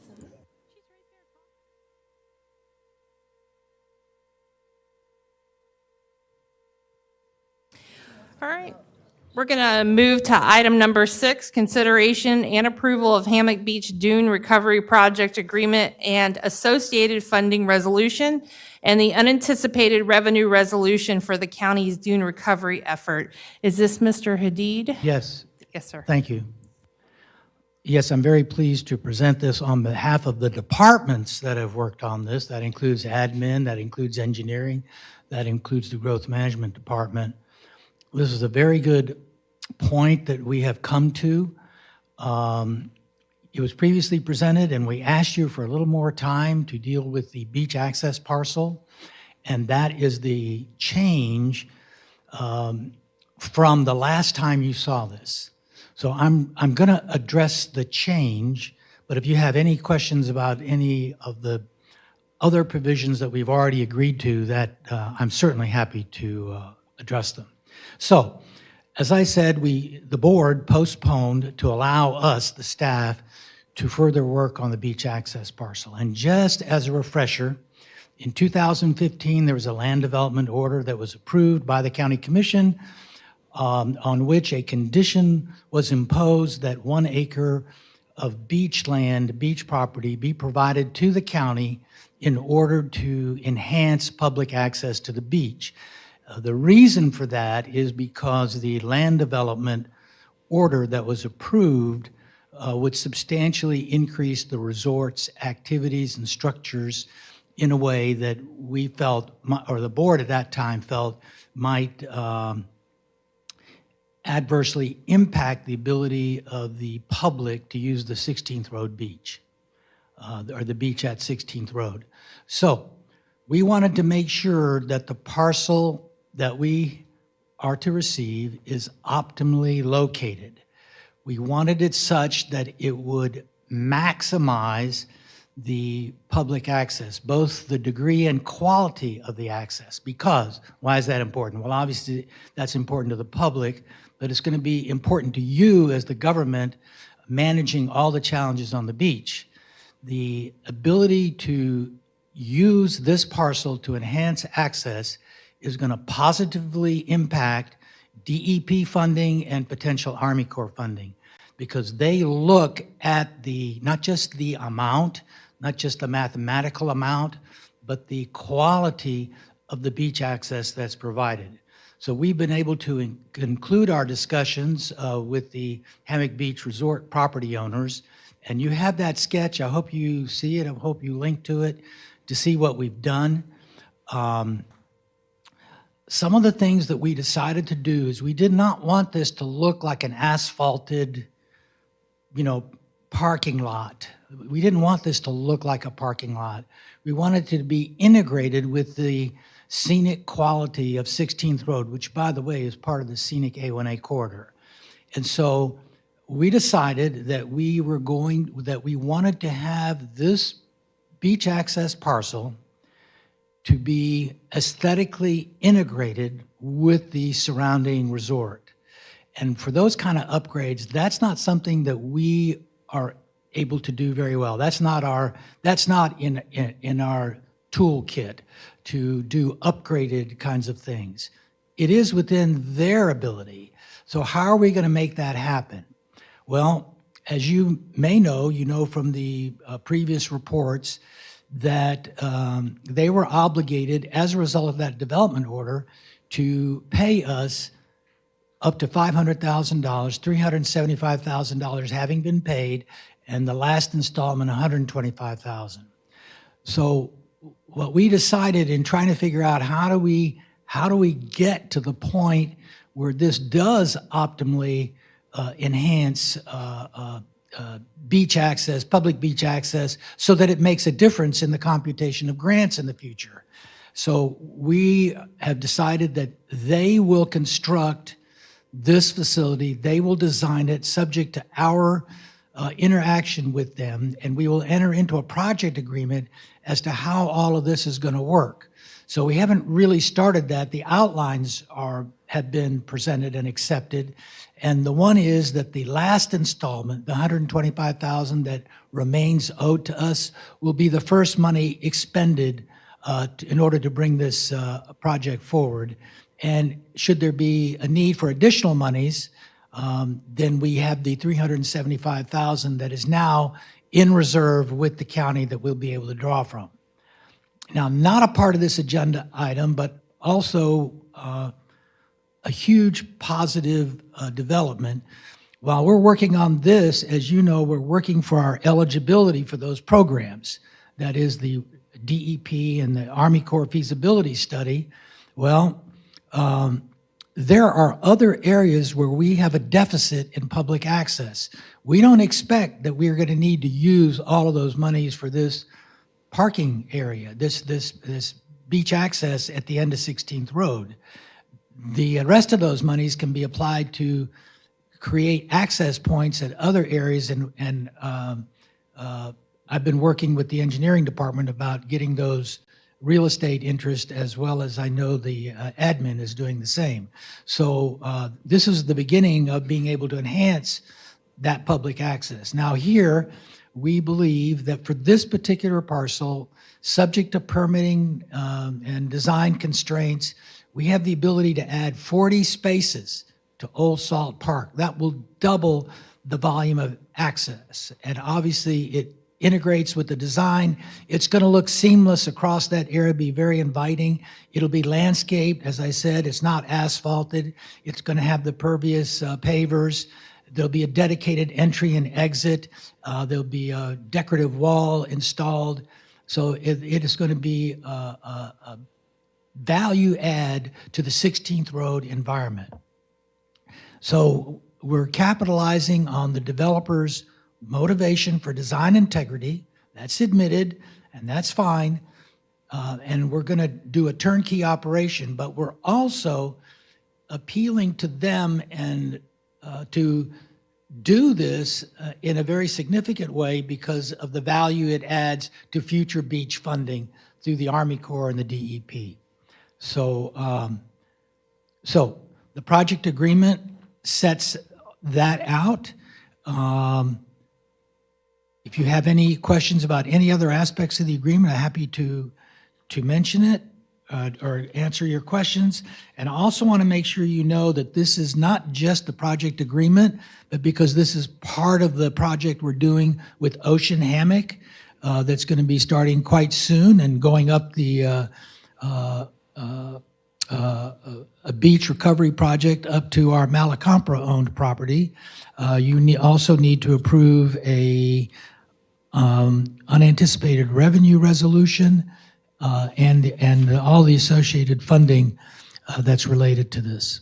And that would be the very last attachment that you have. You have a resolution, and then you have a capital improvement program amendment. So with that, I'm happy to answer any questions. Any questions for Mr. Hadid? Thank you. This is a tourism-related question, but I think you can answer it, if not probably Amy, because accounting has left. So it is my understanding that tourism account beach restoration 1111 is a fund that is designated through tourism tax to pay for beach renourishment. Why are we intermingling funds from other sources into that account? Because that account is also where we put FDEP money as that comes in. And then on top of it, my main question is the state of Florida Department of Revenue at any time come back and look at Fund 1111 and sees that it's intermingled with other funds besides bed tax? Do we have any liability, or do we have any mechanism to assure the state that Fund 1111 is used for beach renourishment. Where do you see the intermingling? I don't see it. DOR, I just mentioned it. I don't This, see any. well, Greg, I'm sorry. Go down to where on the resolution, go to the resolution, and you will see that this $1 million that we're taking in from two private entities is going into Fund 1111. but the monies that are going into that fund are going to be used for beach recovery, okay? I understand So there's that. not a problem with that. But your question is the Department of Revenue. No, the Department of Revenue does not audit what we're doing with these monies. Okay. They don't even have a at role any- in the, they at don't even any have a time- role in the, I mean, just so Go you ahead. know, I mean, a lot of these are new structural developments. Correct. Governmental developments, I didn't mean to, Mm-hmm. vertical construction. We took over Flagler County. We decided to take over the collection of the tourism tax. We do not leave it to DOR. I understand And that. there are a lot of reasons for that. I don't want to go into it. But the board wants, I'm happy to. No, that's not my question. It's very advantageous to us. So at no time do we have to prove to anyone that 1111 is solely used for bed tax. The integrity of that account is not disturbed by this. The accountability runs to you and to the public. So at any time, if the state called and said, how much money was deposited into your beach fund in order to audit and make sure we're spending it correctly, well, maybe it would be picked up by the auditor. Maybe it would be picked up during an audit. Well, but definitely the question you're posing, we could respond to that very easily. Okay, thank you. I apologize. I didn't see that. I thought it was going into the beach fund, right into the beach fund. Any other questions? So after our workshop adjourns, we'll have a special meeting on this? That's correct. Okay. All right. Thank you. All right. Seeing no questions, we'll move on to item number 7, animal control discussion. I think we're going to do public comment on everything at the end, and then we're going to have a public comment in the actual special meeting for that one. Animal control, Ms. Petito? Sure. Just going back to your question, I had Brian come down because I know you had mentioned that finance wasn't here. I don't know if you still have a question for him on how we do that accounting, but I think it's really an internal thing. It's not something that really affects audit or the reporting. So I don't know if he's here if you needed him, is all I was going to say. Here's Brian. Thank you. You have a question about paper clips?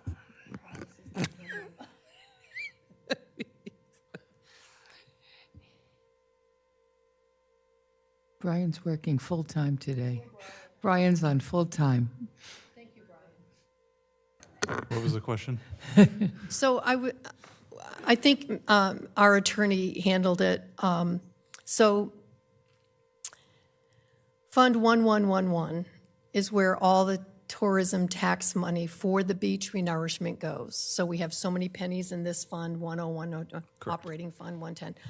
I was worried about the integrity of 1111 if we're putting other private funds into that, and should the state come to us asking for an audit or asking for some proof, are we prepared, and is this the right fund, or should we have a different fund for private monies? Because 1111, I thought, was dedicated to the 2 cent, 3 cent, whatever it is, tourism fund.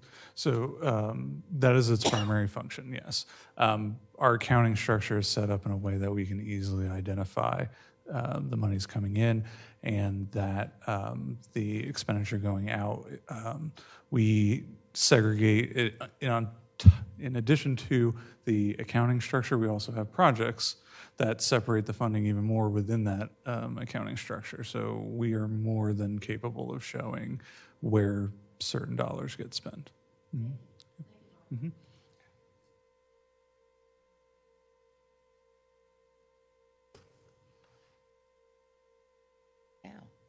Okay, so moving on to animal. So as a follow-up to this, we really don't have a presentation because based on the follow-up to our last conversation, we were tasked with coming back and looking at what does year one look like and then what does the out years look like. Well, I haven't gotten all of the information from the two folks that I needed to contact. So there were specific asks of the Humane Society that related to background checks and whether or not they would be done annually and then maybe a lower scale reported back. So I emailed the city of Palm Coast and I had emailed the Humane Society. I didn't get the information back from the Humane Society until late.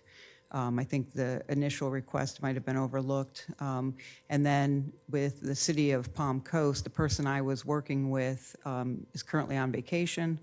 And then last week, Barbara Grossman was out sick with the flu. So they did respond again yesterday. And their response leaves me with more questions. So I don't really have a thorough follow-up for this item, other than I did provide you with my homework, which was looking at year one, the breakdown, and the out years. I believe a copy was provided to you as backup. I didn't see it. No, I don't believe so.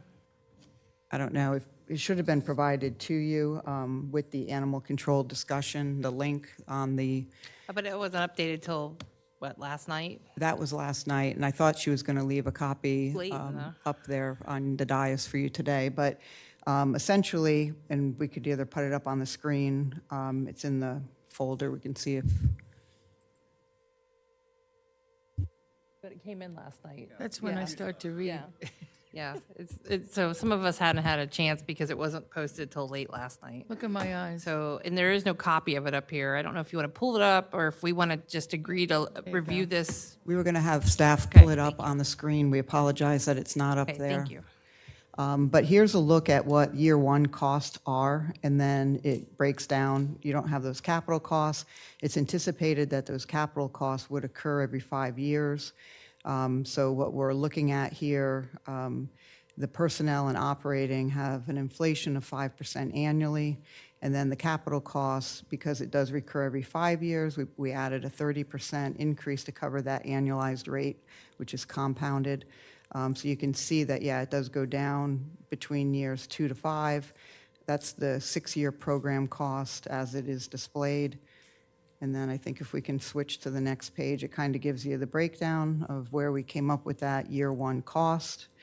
The vehicles, animal control vehicle, I think when I stated it previously, I had a lower price in there.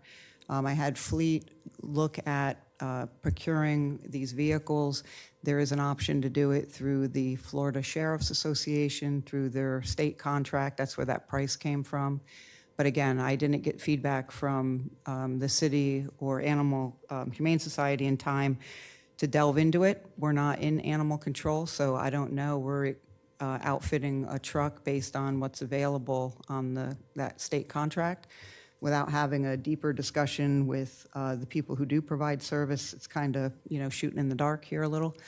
But I didn't want to not come back with my homework, so this is it. Again, apologize that you haven't seen it, but I think that at this point, because we don't have all of the pieces, I don't know that we can really move forward with it.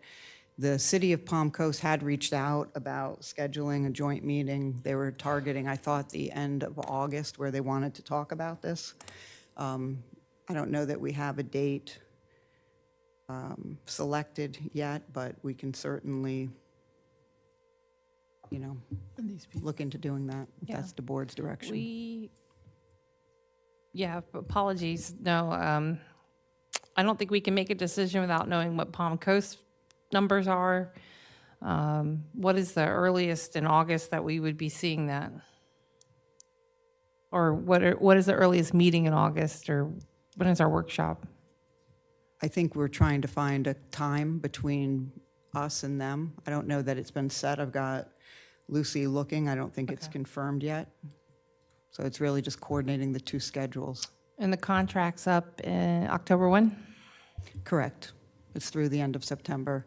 The other thing I wanted to point out was even if we were to step it up, the lead time on taking delivery of a truck is 14 to 16 months. So it's not something, unless you bought used equipment, if you were going to purchase a vehicle, that's the lead time. It just appears to me that this is almost designed for failure. I was under the understanding, if we went with Palm Coast, that their technician could act as our technician. It's like a call center, right? Where they get incoming calls regarding the dog or the animal. I just think this is way too beefed up. Seriously, clothing, $1,500 for uniforms times 2. I need to see the cell phone. This is just destined for failure. I need to see how many animals we're talking about, just like people that we're taking care of during the day. I need to see how many animals we're taking care of to either reduce this to the ridiculous or exploit it to. I just can't believe it's $500,000 to get started in the animal control business. If we start with one and it doesn't work, we don't need 3 people in training. Why is the technician needing training and not just the officers? Again, thank you for the detail. It's just makes me have more questions, just like you have more questions. 2 vehicles so that 2 people can drive around. Where are these people sitting all day until they get their phone call that they got to go pick up a dog? What are they doing all day? Like I said, we're not currently in the animal control business. It's very hard to create a budget not knowing the scope and the magnitude of what they actually do. Because I did not get a response to some of the questions and some of the concerns, as I stated, it's a shot in the dark. Okay. So I can share with you, if you give me a second, I will share with you the 1 page that I had received from Palm Coast so you can see the level of detail in comparison. So they helped you you put this together based on the information they gave you? No. Oh. I'm going to show you what they provided so you can see the comparison. Okay.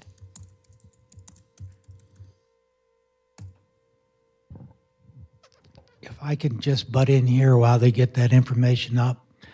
Animal control is a particular kind of activity. It relates to dealing with dangerous dogs. It relates to animals running loose. Obviously, animal abuse cases. They get filed in court sometimes. The animal control officers that may be engaged have to be approved by the county court in order to be able to act in those functions. So there's a lot of infraction citations that are issued, warnings, et cetera. So that's why you have I'm assuming that's why you have the training. Because if the person that's doing this doesn't have the training, we're not going to be able to get the judicial relief we need. The officers need the training. They need a 40-hour training for the officers. There's 2, but we have a technician. What kind of training does the technician get? I don't know. You have a $67,000 code technician. They already have one in Palm Coast. I thought that was the idea. I'm not trying to argue for or against this. I'm just trying to explain the functions. So this person may be integral to the citation process and would need to know, what those requirements are. So the one that you have in front of you now, this is the detail I got from Palm Coast. This was year 1.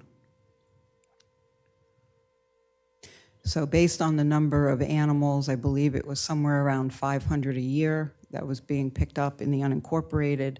This is the level of detail that I received. They were looking at 2 officers and a code tech. The technician was somebody in the office that would deal with the computer entry, telephones. I'm not really quite sure. Again, this is a shot in the dark because we're not in the business. And so this is what we have. The person that I was working with is I'm on gonna vacation, assume so. the reason it's so high for salary is benefits rolled into it, pension. Yeah, that's why it seems so high. Well, I mean, I will say we've been working towards knowing that we wanted to look at a different animal control situation for a year, and we're down to August now again and up against this contract. We purposely took that contract from 2 years to 1 year last year so that we can anticipate moving animal control possibly over to us.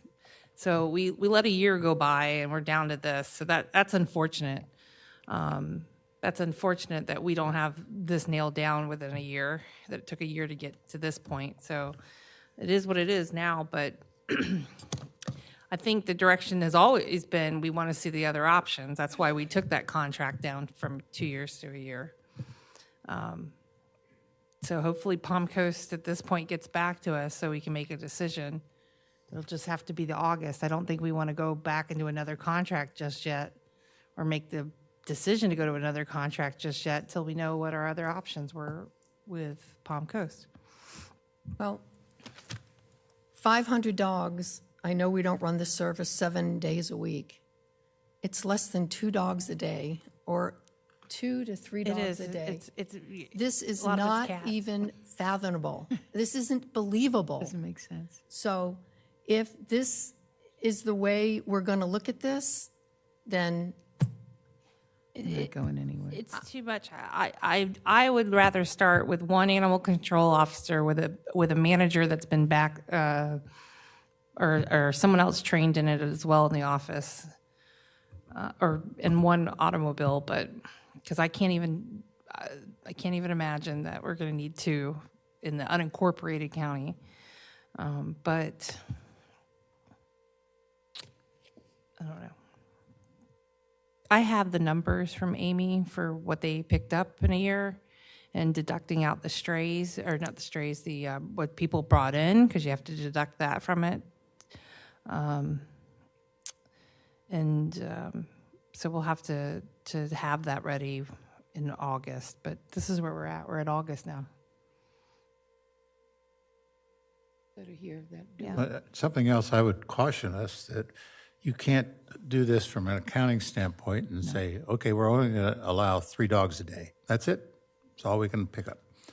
You can't do that. And yes, they are on call. They don't know where the strays are going to show up. So they get a call and they react to the call. So be careful. Don't try to say, okay, it's 3 dogs a day. That's it. We're not going to pick up any more. But the just, you can't efficiency- do that accounting type metric to this. You might have a rash in one day. The poor guy picks up 12 dogs because they're all running around. It's not that easy. Yes, they're on call. They're sitting around. I don't know what they're doing, but they might be just cruising around the county looking for stuff. But they are on call. They don't have a crystal ball. They're ready to go if they get a call.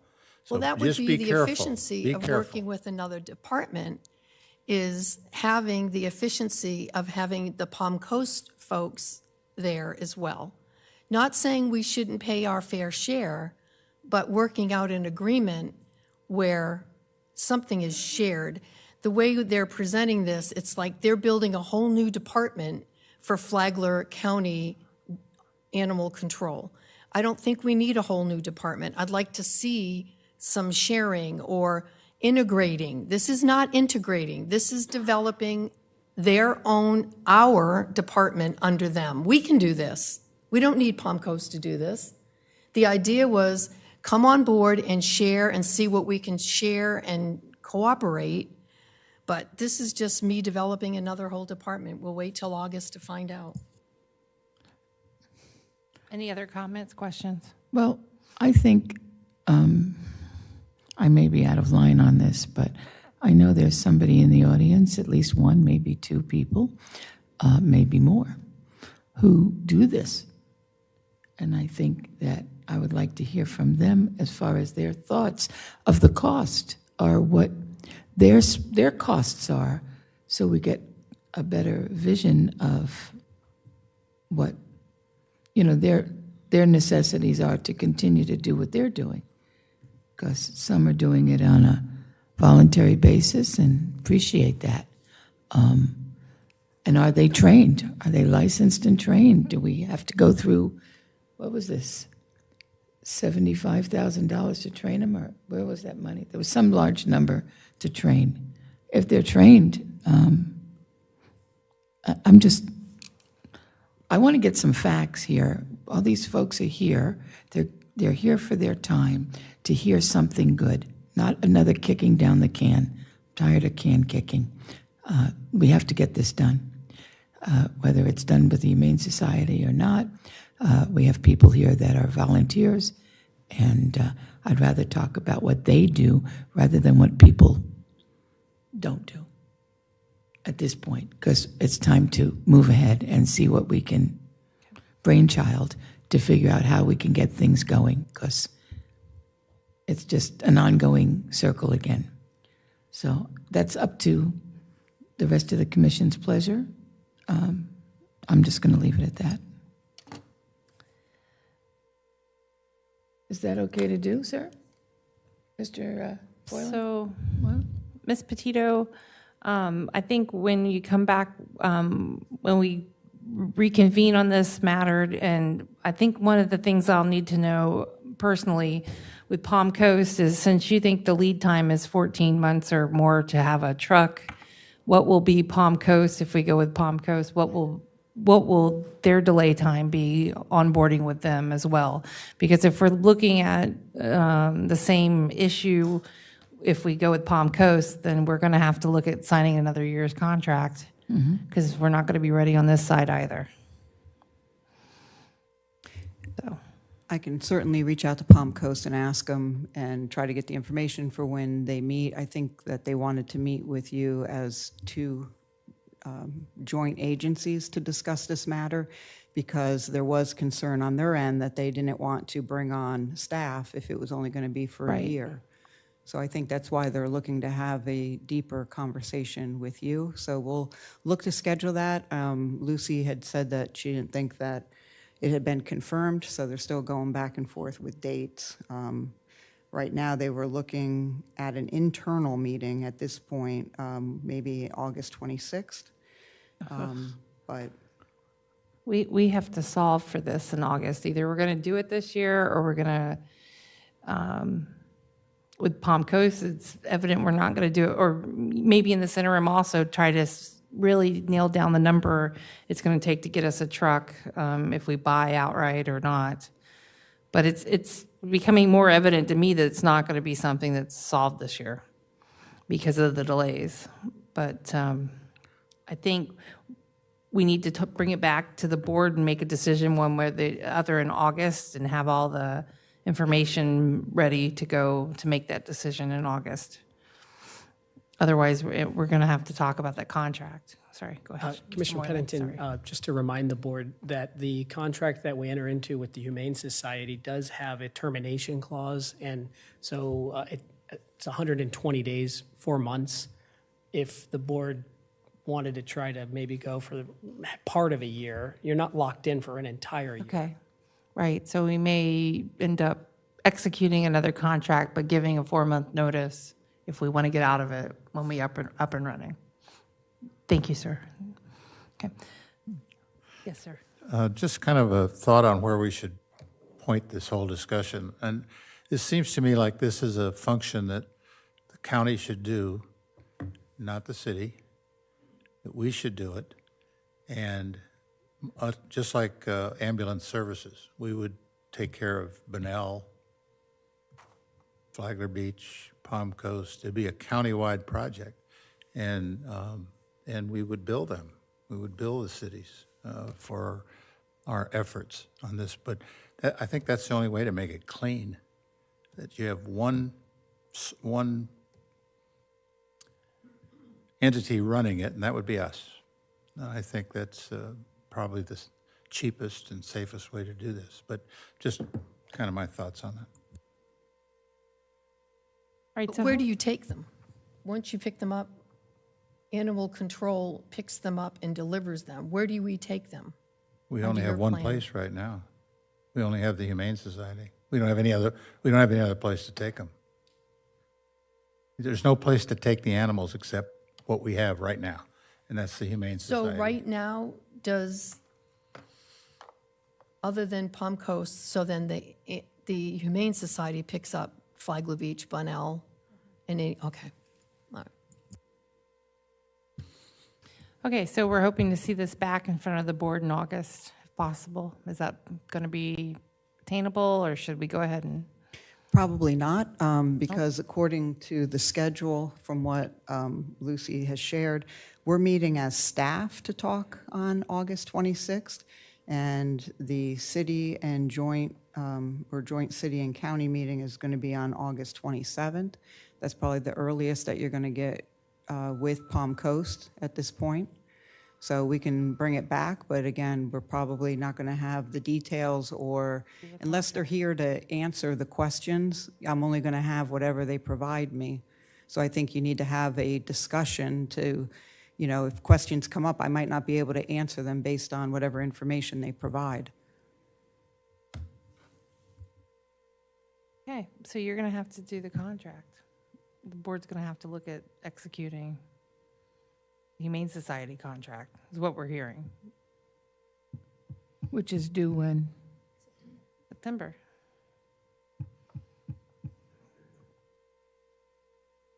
Okay. Which puts us in the new year if we build something on our own.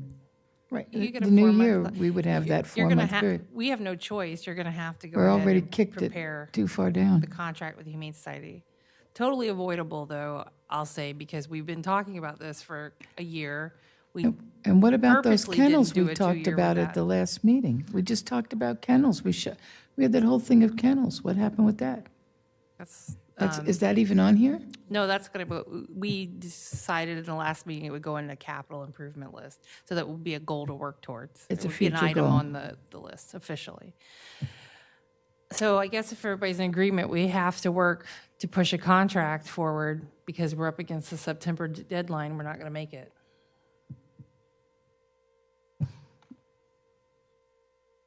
Correct? Everybody okay?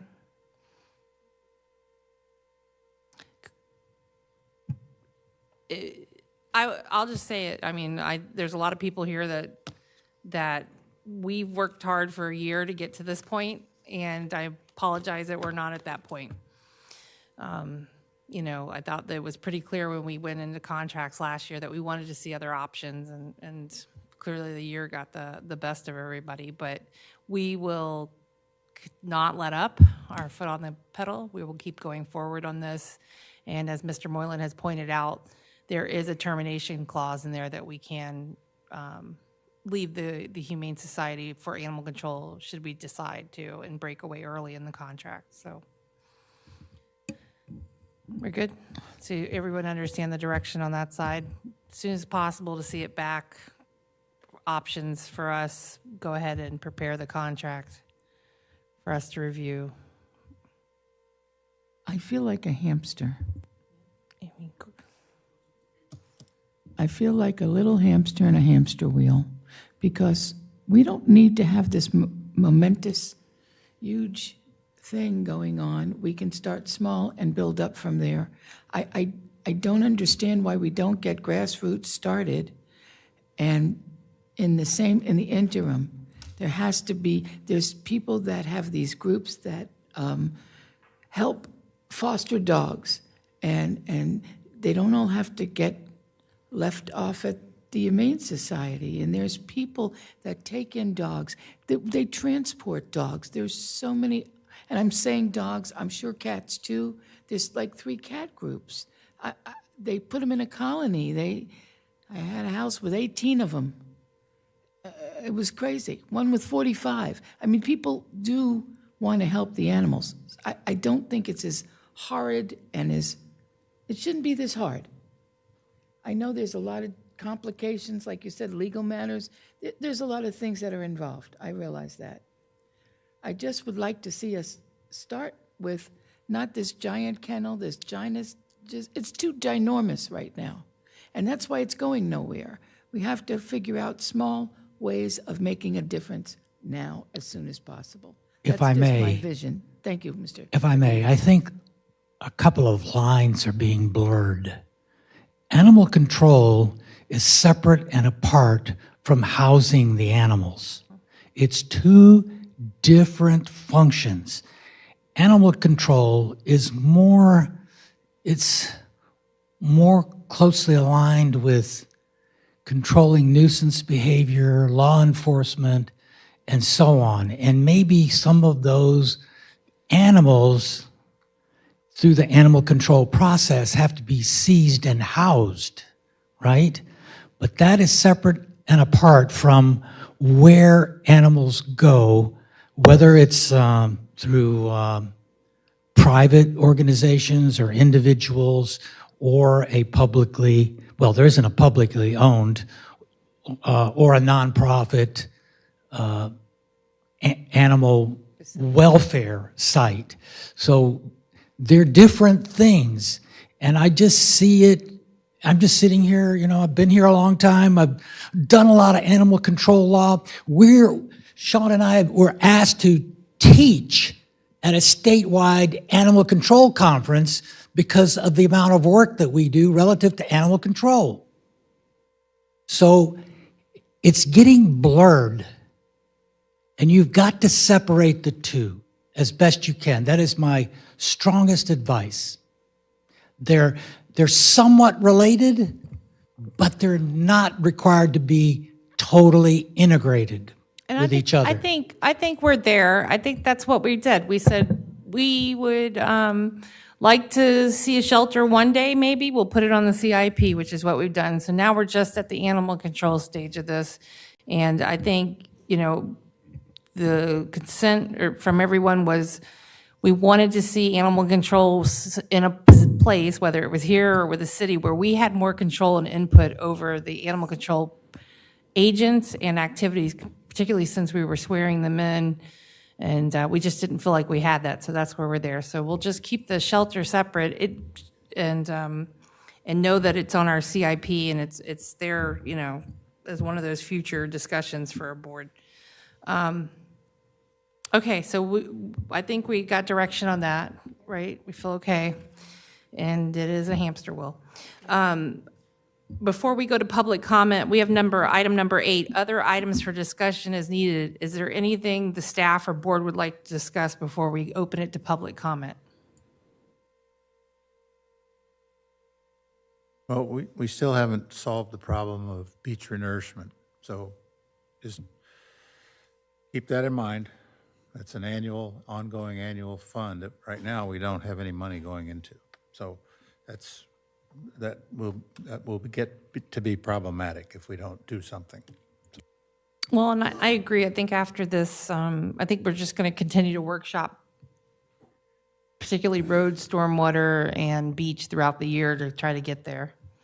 See where we'll go with it. Yeah, those we'll three keep infrastructure projects, that troubles me. Yeah, we need to keep those in constant workshop, maybe just as an aligned item. All right. We can introduce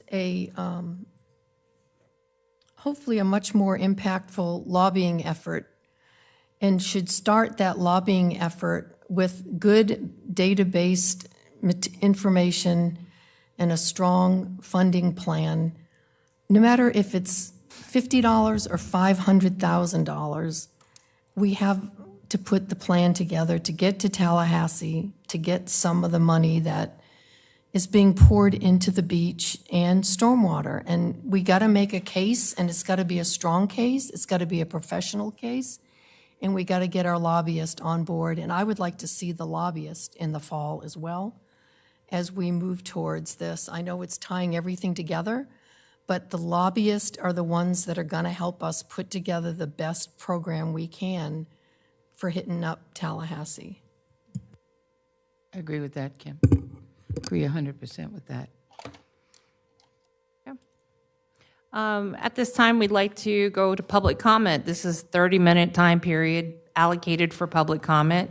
Each speaker will be allowed up to 3 minutes to address the commission.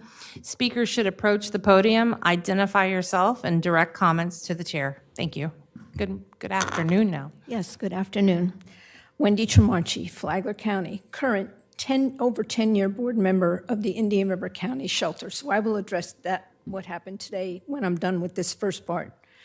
From a public records search, you have copies of an email which shows a county animal control officer supervised by the executive director of the shelter interfered in a city bite case of the dog Titan owned by someone with a 29-time convicted felon, 29 times, and past boyfriend and current friend of this AC officer, trying to get his dog returned to him, which the shelter and this officer deemed him to be able to have this dog back. Since he got the dog back, this dog has bitten a child badly. So it was returned. The dog is now missing. Our county and 2 other counties can't seem to find this dog that is now deemed dangerous. This same officer was brought up on charges for animal cruelty, and after it was a deferred prosecution agreement was given after the shelter agreed to add a policy of getting injured animals immediate vet care. Is that what our county animal control officers should look like? No. I won't do my second half about when I was approached at the last meeting by the shelter and what went on. I will discuss what happened here. It's well over a year that I've been coming before here in the city. Ridiculous that a city and a county can't get together for an hour to figure this out.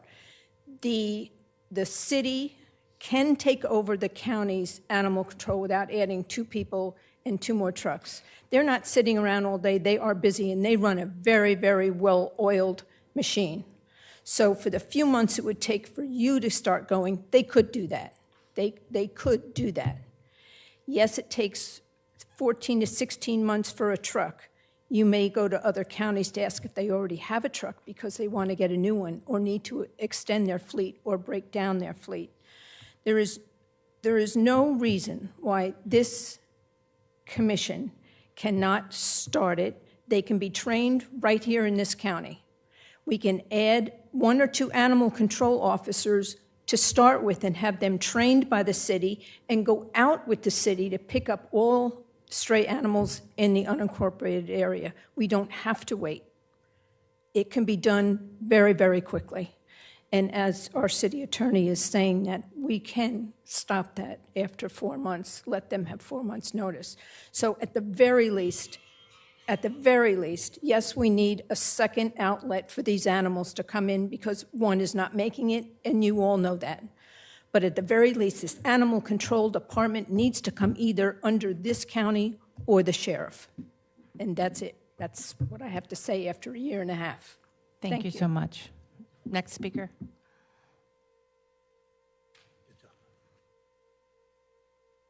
All right. My name is Nick DeSantis. I'm also known as the Dog Father. I'm glad you brought up people that do volunteer work here.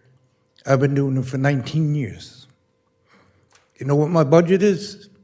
My monthly check I get for retirement. That's my budget.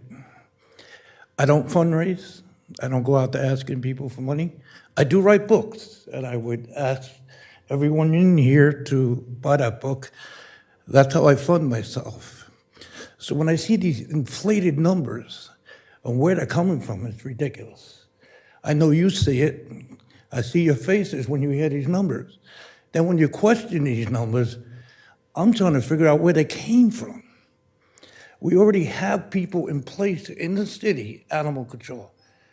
Then we have an animal control, 2 or 3 officers that work at the Humane Society that we have no control over. And that's a big problem.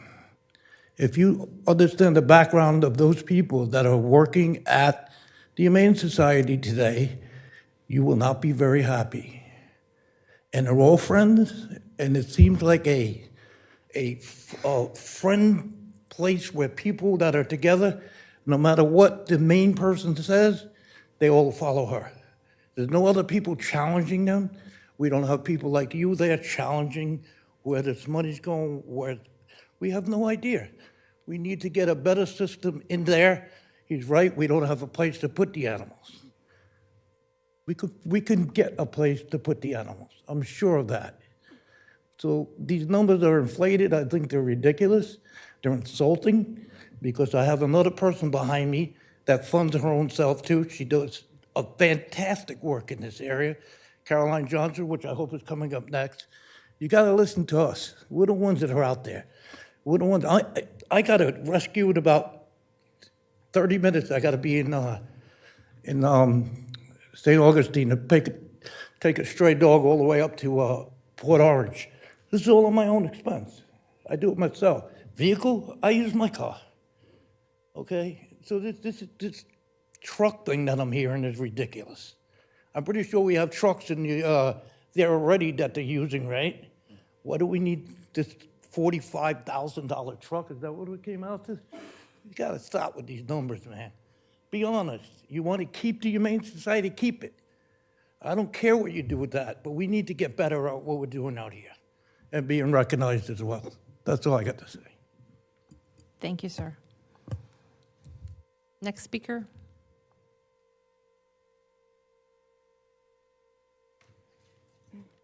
Good afternoon, Darlene Shelley, Palm Coast. I have a lot of concerns with what I heard here today, in addition to some of the concerns that have come before you many times before regarding the airport. First of all, I just want to touch on some of the expenditures that I heard today, and have to question from my background, looking at P&Ls and operational management for 30 years.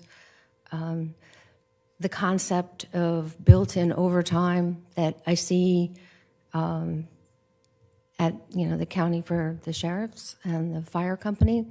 And don't get me wrong, I have the utmost respect for our deputies and our sheriffs and our firefighters that put their safety, health, and welfare, their life, their families on the line every single day for us.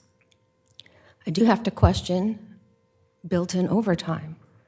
The environment that I came from, many decades in retail, we didn't have overtime.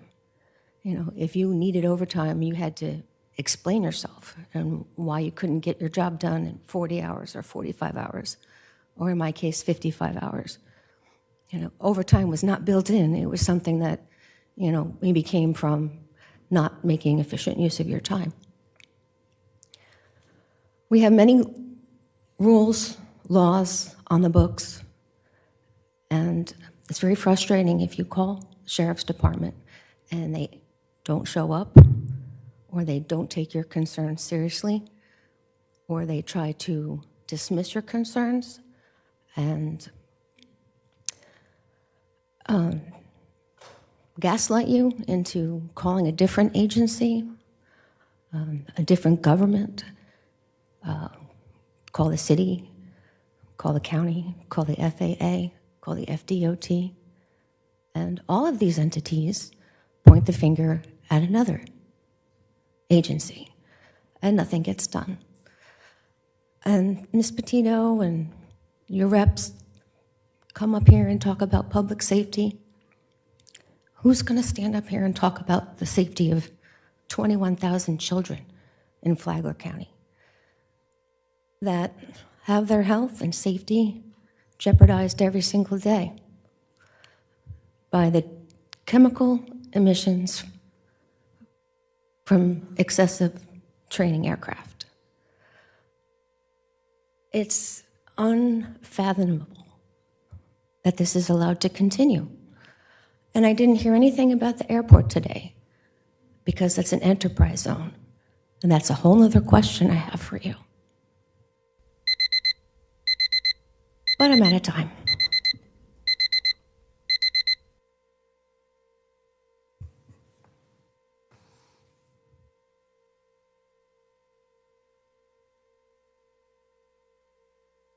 Good afternoon, Board.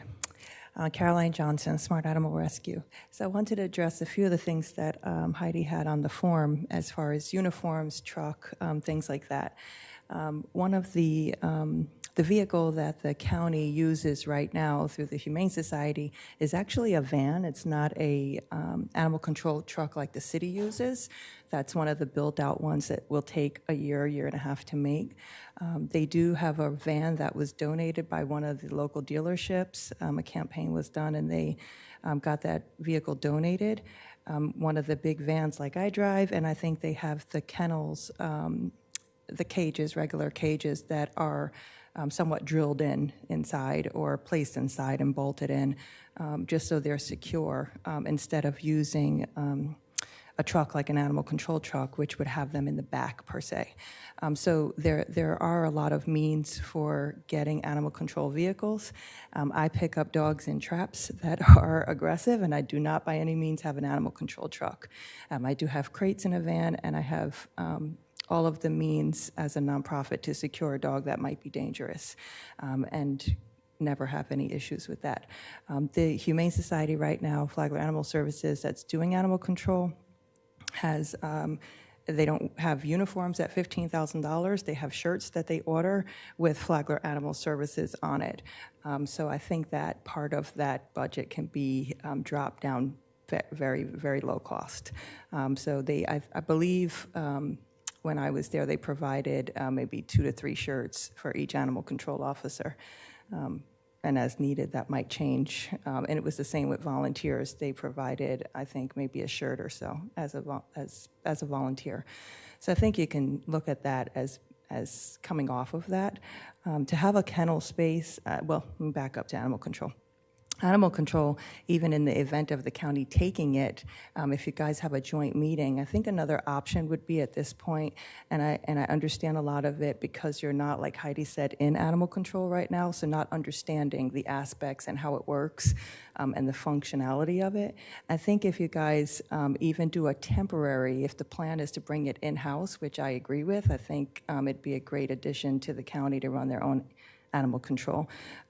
I think you can partner with the city to even get it temporarily there without having that big overcost of trucks, office space, computers. If you somehow contract with them temporarily to take it over, maybe just in the meantime while you get licensed people and get yours all started. And last time I looked to even doing the class myself, just as a volunteer running it and knowing the laws, is why I'm looking at doing the class.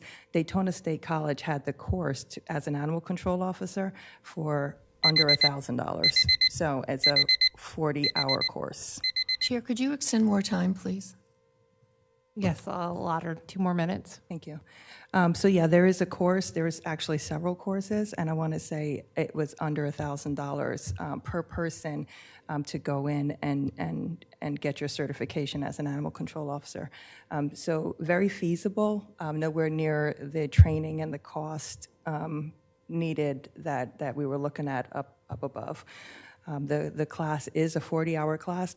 No matter where you do the class, whether it be Tallahassee, Daytona State College, no matter who does it, it's a 40-hour course, and you're certified if you pass that course. The only other, I think the only other thing at that point was being sworn in here with the county, I think is what you guys do for the shelter right now for their officers. But I definitely don't think we need to look at going 6 months or a year to get that in-house for the county to take it over. I think you can look at vans. I'm sure the county has vans that maybe are not used or can purchase vans at a much lower cost and install crates and equipment inside, catch poles, traps, animal bite gloves, the things that an animal control officer use. I have all those things in my van as well that I fundraise for. Probably cost me $2,000 for my van to be equipped with the proper equipment. So nowhere near what we're looking at as far as cost. I'm happy to help with any aspect of that.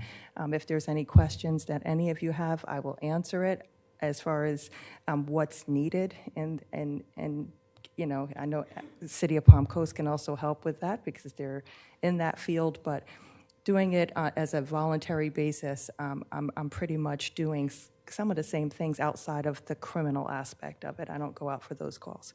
But everything else I do, so I know what's needed and what's not. So if there's any questions, if you guys want to reach out to me at any point, I'm willing to help where I can in that point of it. Thank you so much. Thank you. Next speaker? No one else?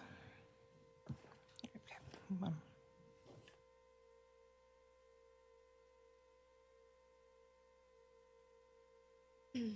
My name is Connie Sparks. Just a little bit of background. I was an advocate to close down the Greyhound track in Daytona Beach with about 10 other people. We had signs every weekend, and finally they let them dogs go. They were suffering in a cage 24/7. So my heart is definitely in these animals. I've seen a lot going on in the Flagler Humane Society. I've been a volunteer on and off for 14 years. I walk in there unexpectedly, and I look at the situation, and I look at the way the animals are treated, and it's just not fair to them. The cats are all like closed in and all over the place, and sometimes it's dirty. They tell you not to come after 12 o'clock because before that they clean up a little bit. It's very inhumane to me to see what is going on, and they're not transparent whatsoever in their monies, in their funds, and I think that's criminal. I really do. And I just want to state that I went to court to see that Katie woman who was the animal controller still working there, that is friends with Amy and Heidi Petito, that she got off for animal abuse. How is that possible? She kept that dog in that cage without any medical treatment. My heart is just broken. And they think they can come in here and want money from you commissioners, and then they're going to go over and get money from Palm Coast?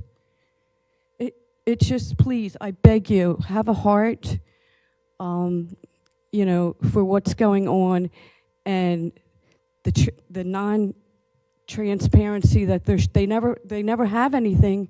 We come, and over a year and a half we're here, and we beg and we plead and we ask for help, and I know we can't have a new shelter right away because it's very expensive, but somebody's got to look into this place. We need somebody on the board, number one, to see what's going on.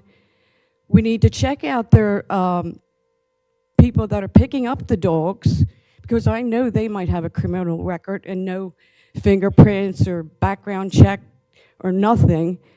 It's been open for 20-some years, and Amy's been there for 20-some years doing all this. That's a long time without letting us know what is going on and never having documentation or anything available when we ask for it. And that's all I have to say. Thank you so much. Ms. Petito, did you want to address the Yeah, I comment? just wanted to address a comment. I'm not even sure that I met Katie Scher, let alone to say that I'm her friend. I just wanted to clarify that. I'm friends with Amy, therefore I'm friends with Katie.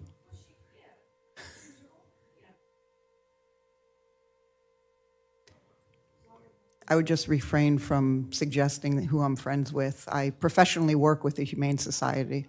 I know.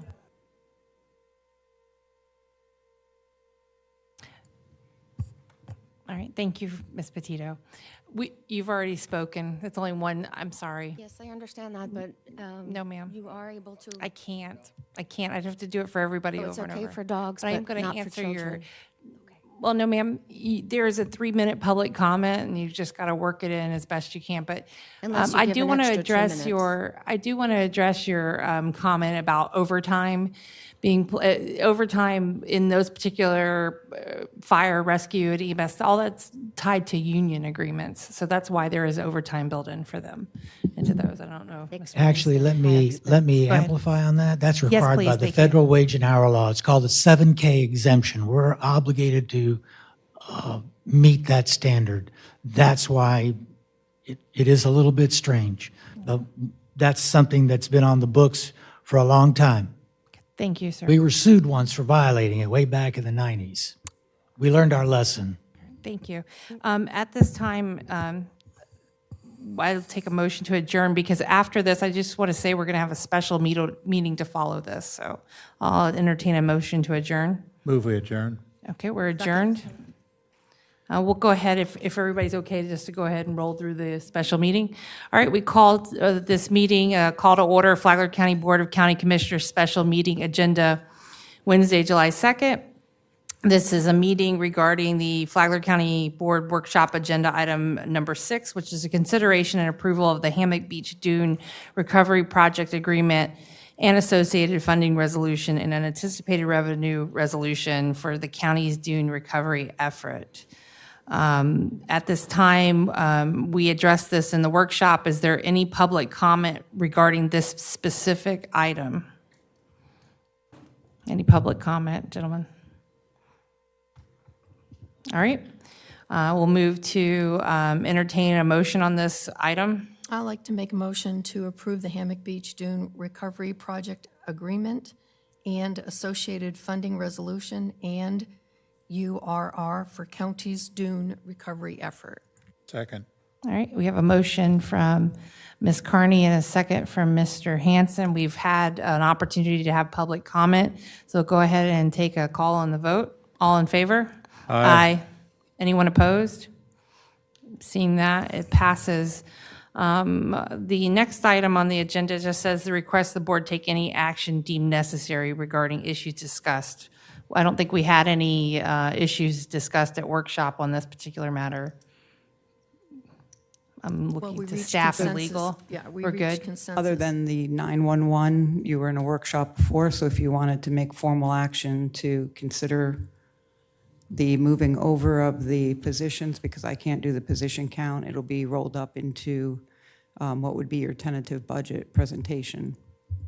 Okay. Do we have to not, would we not have to advertise for that, or are we?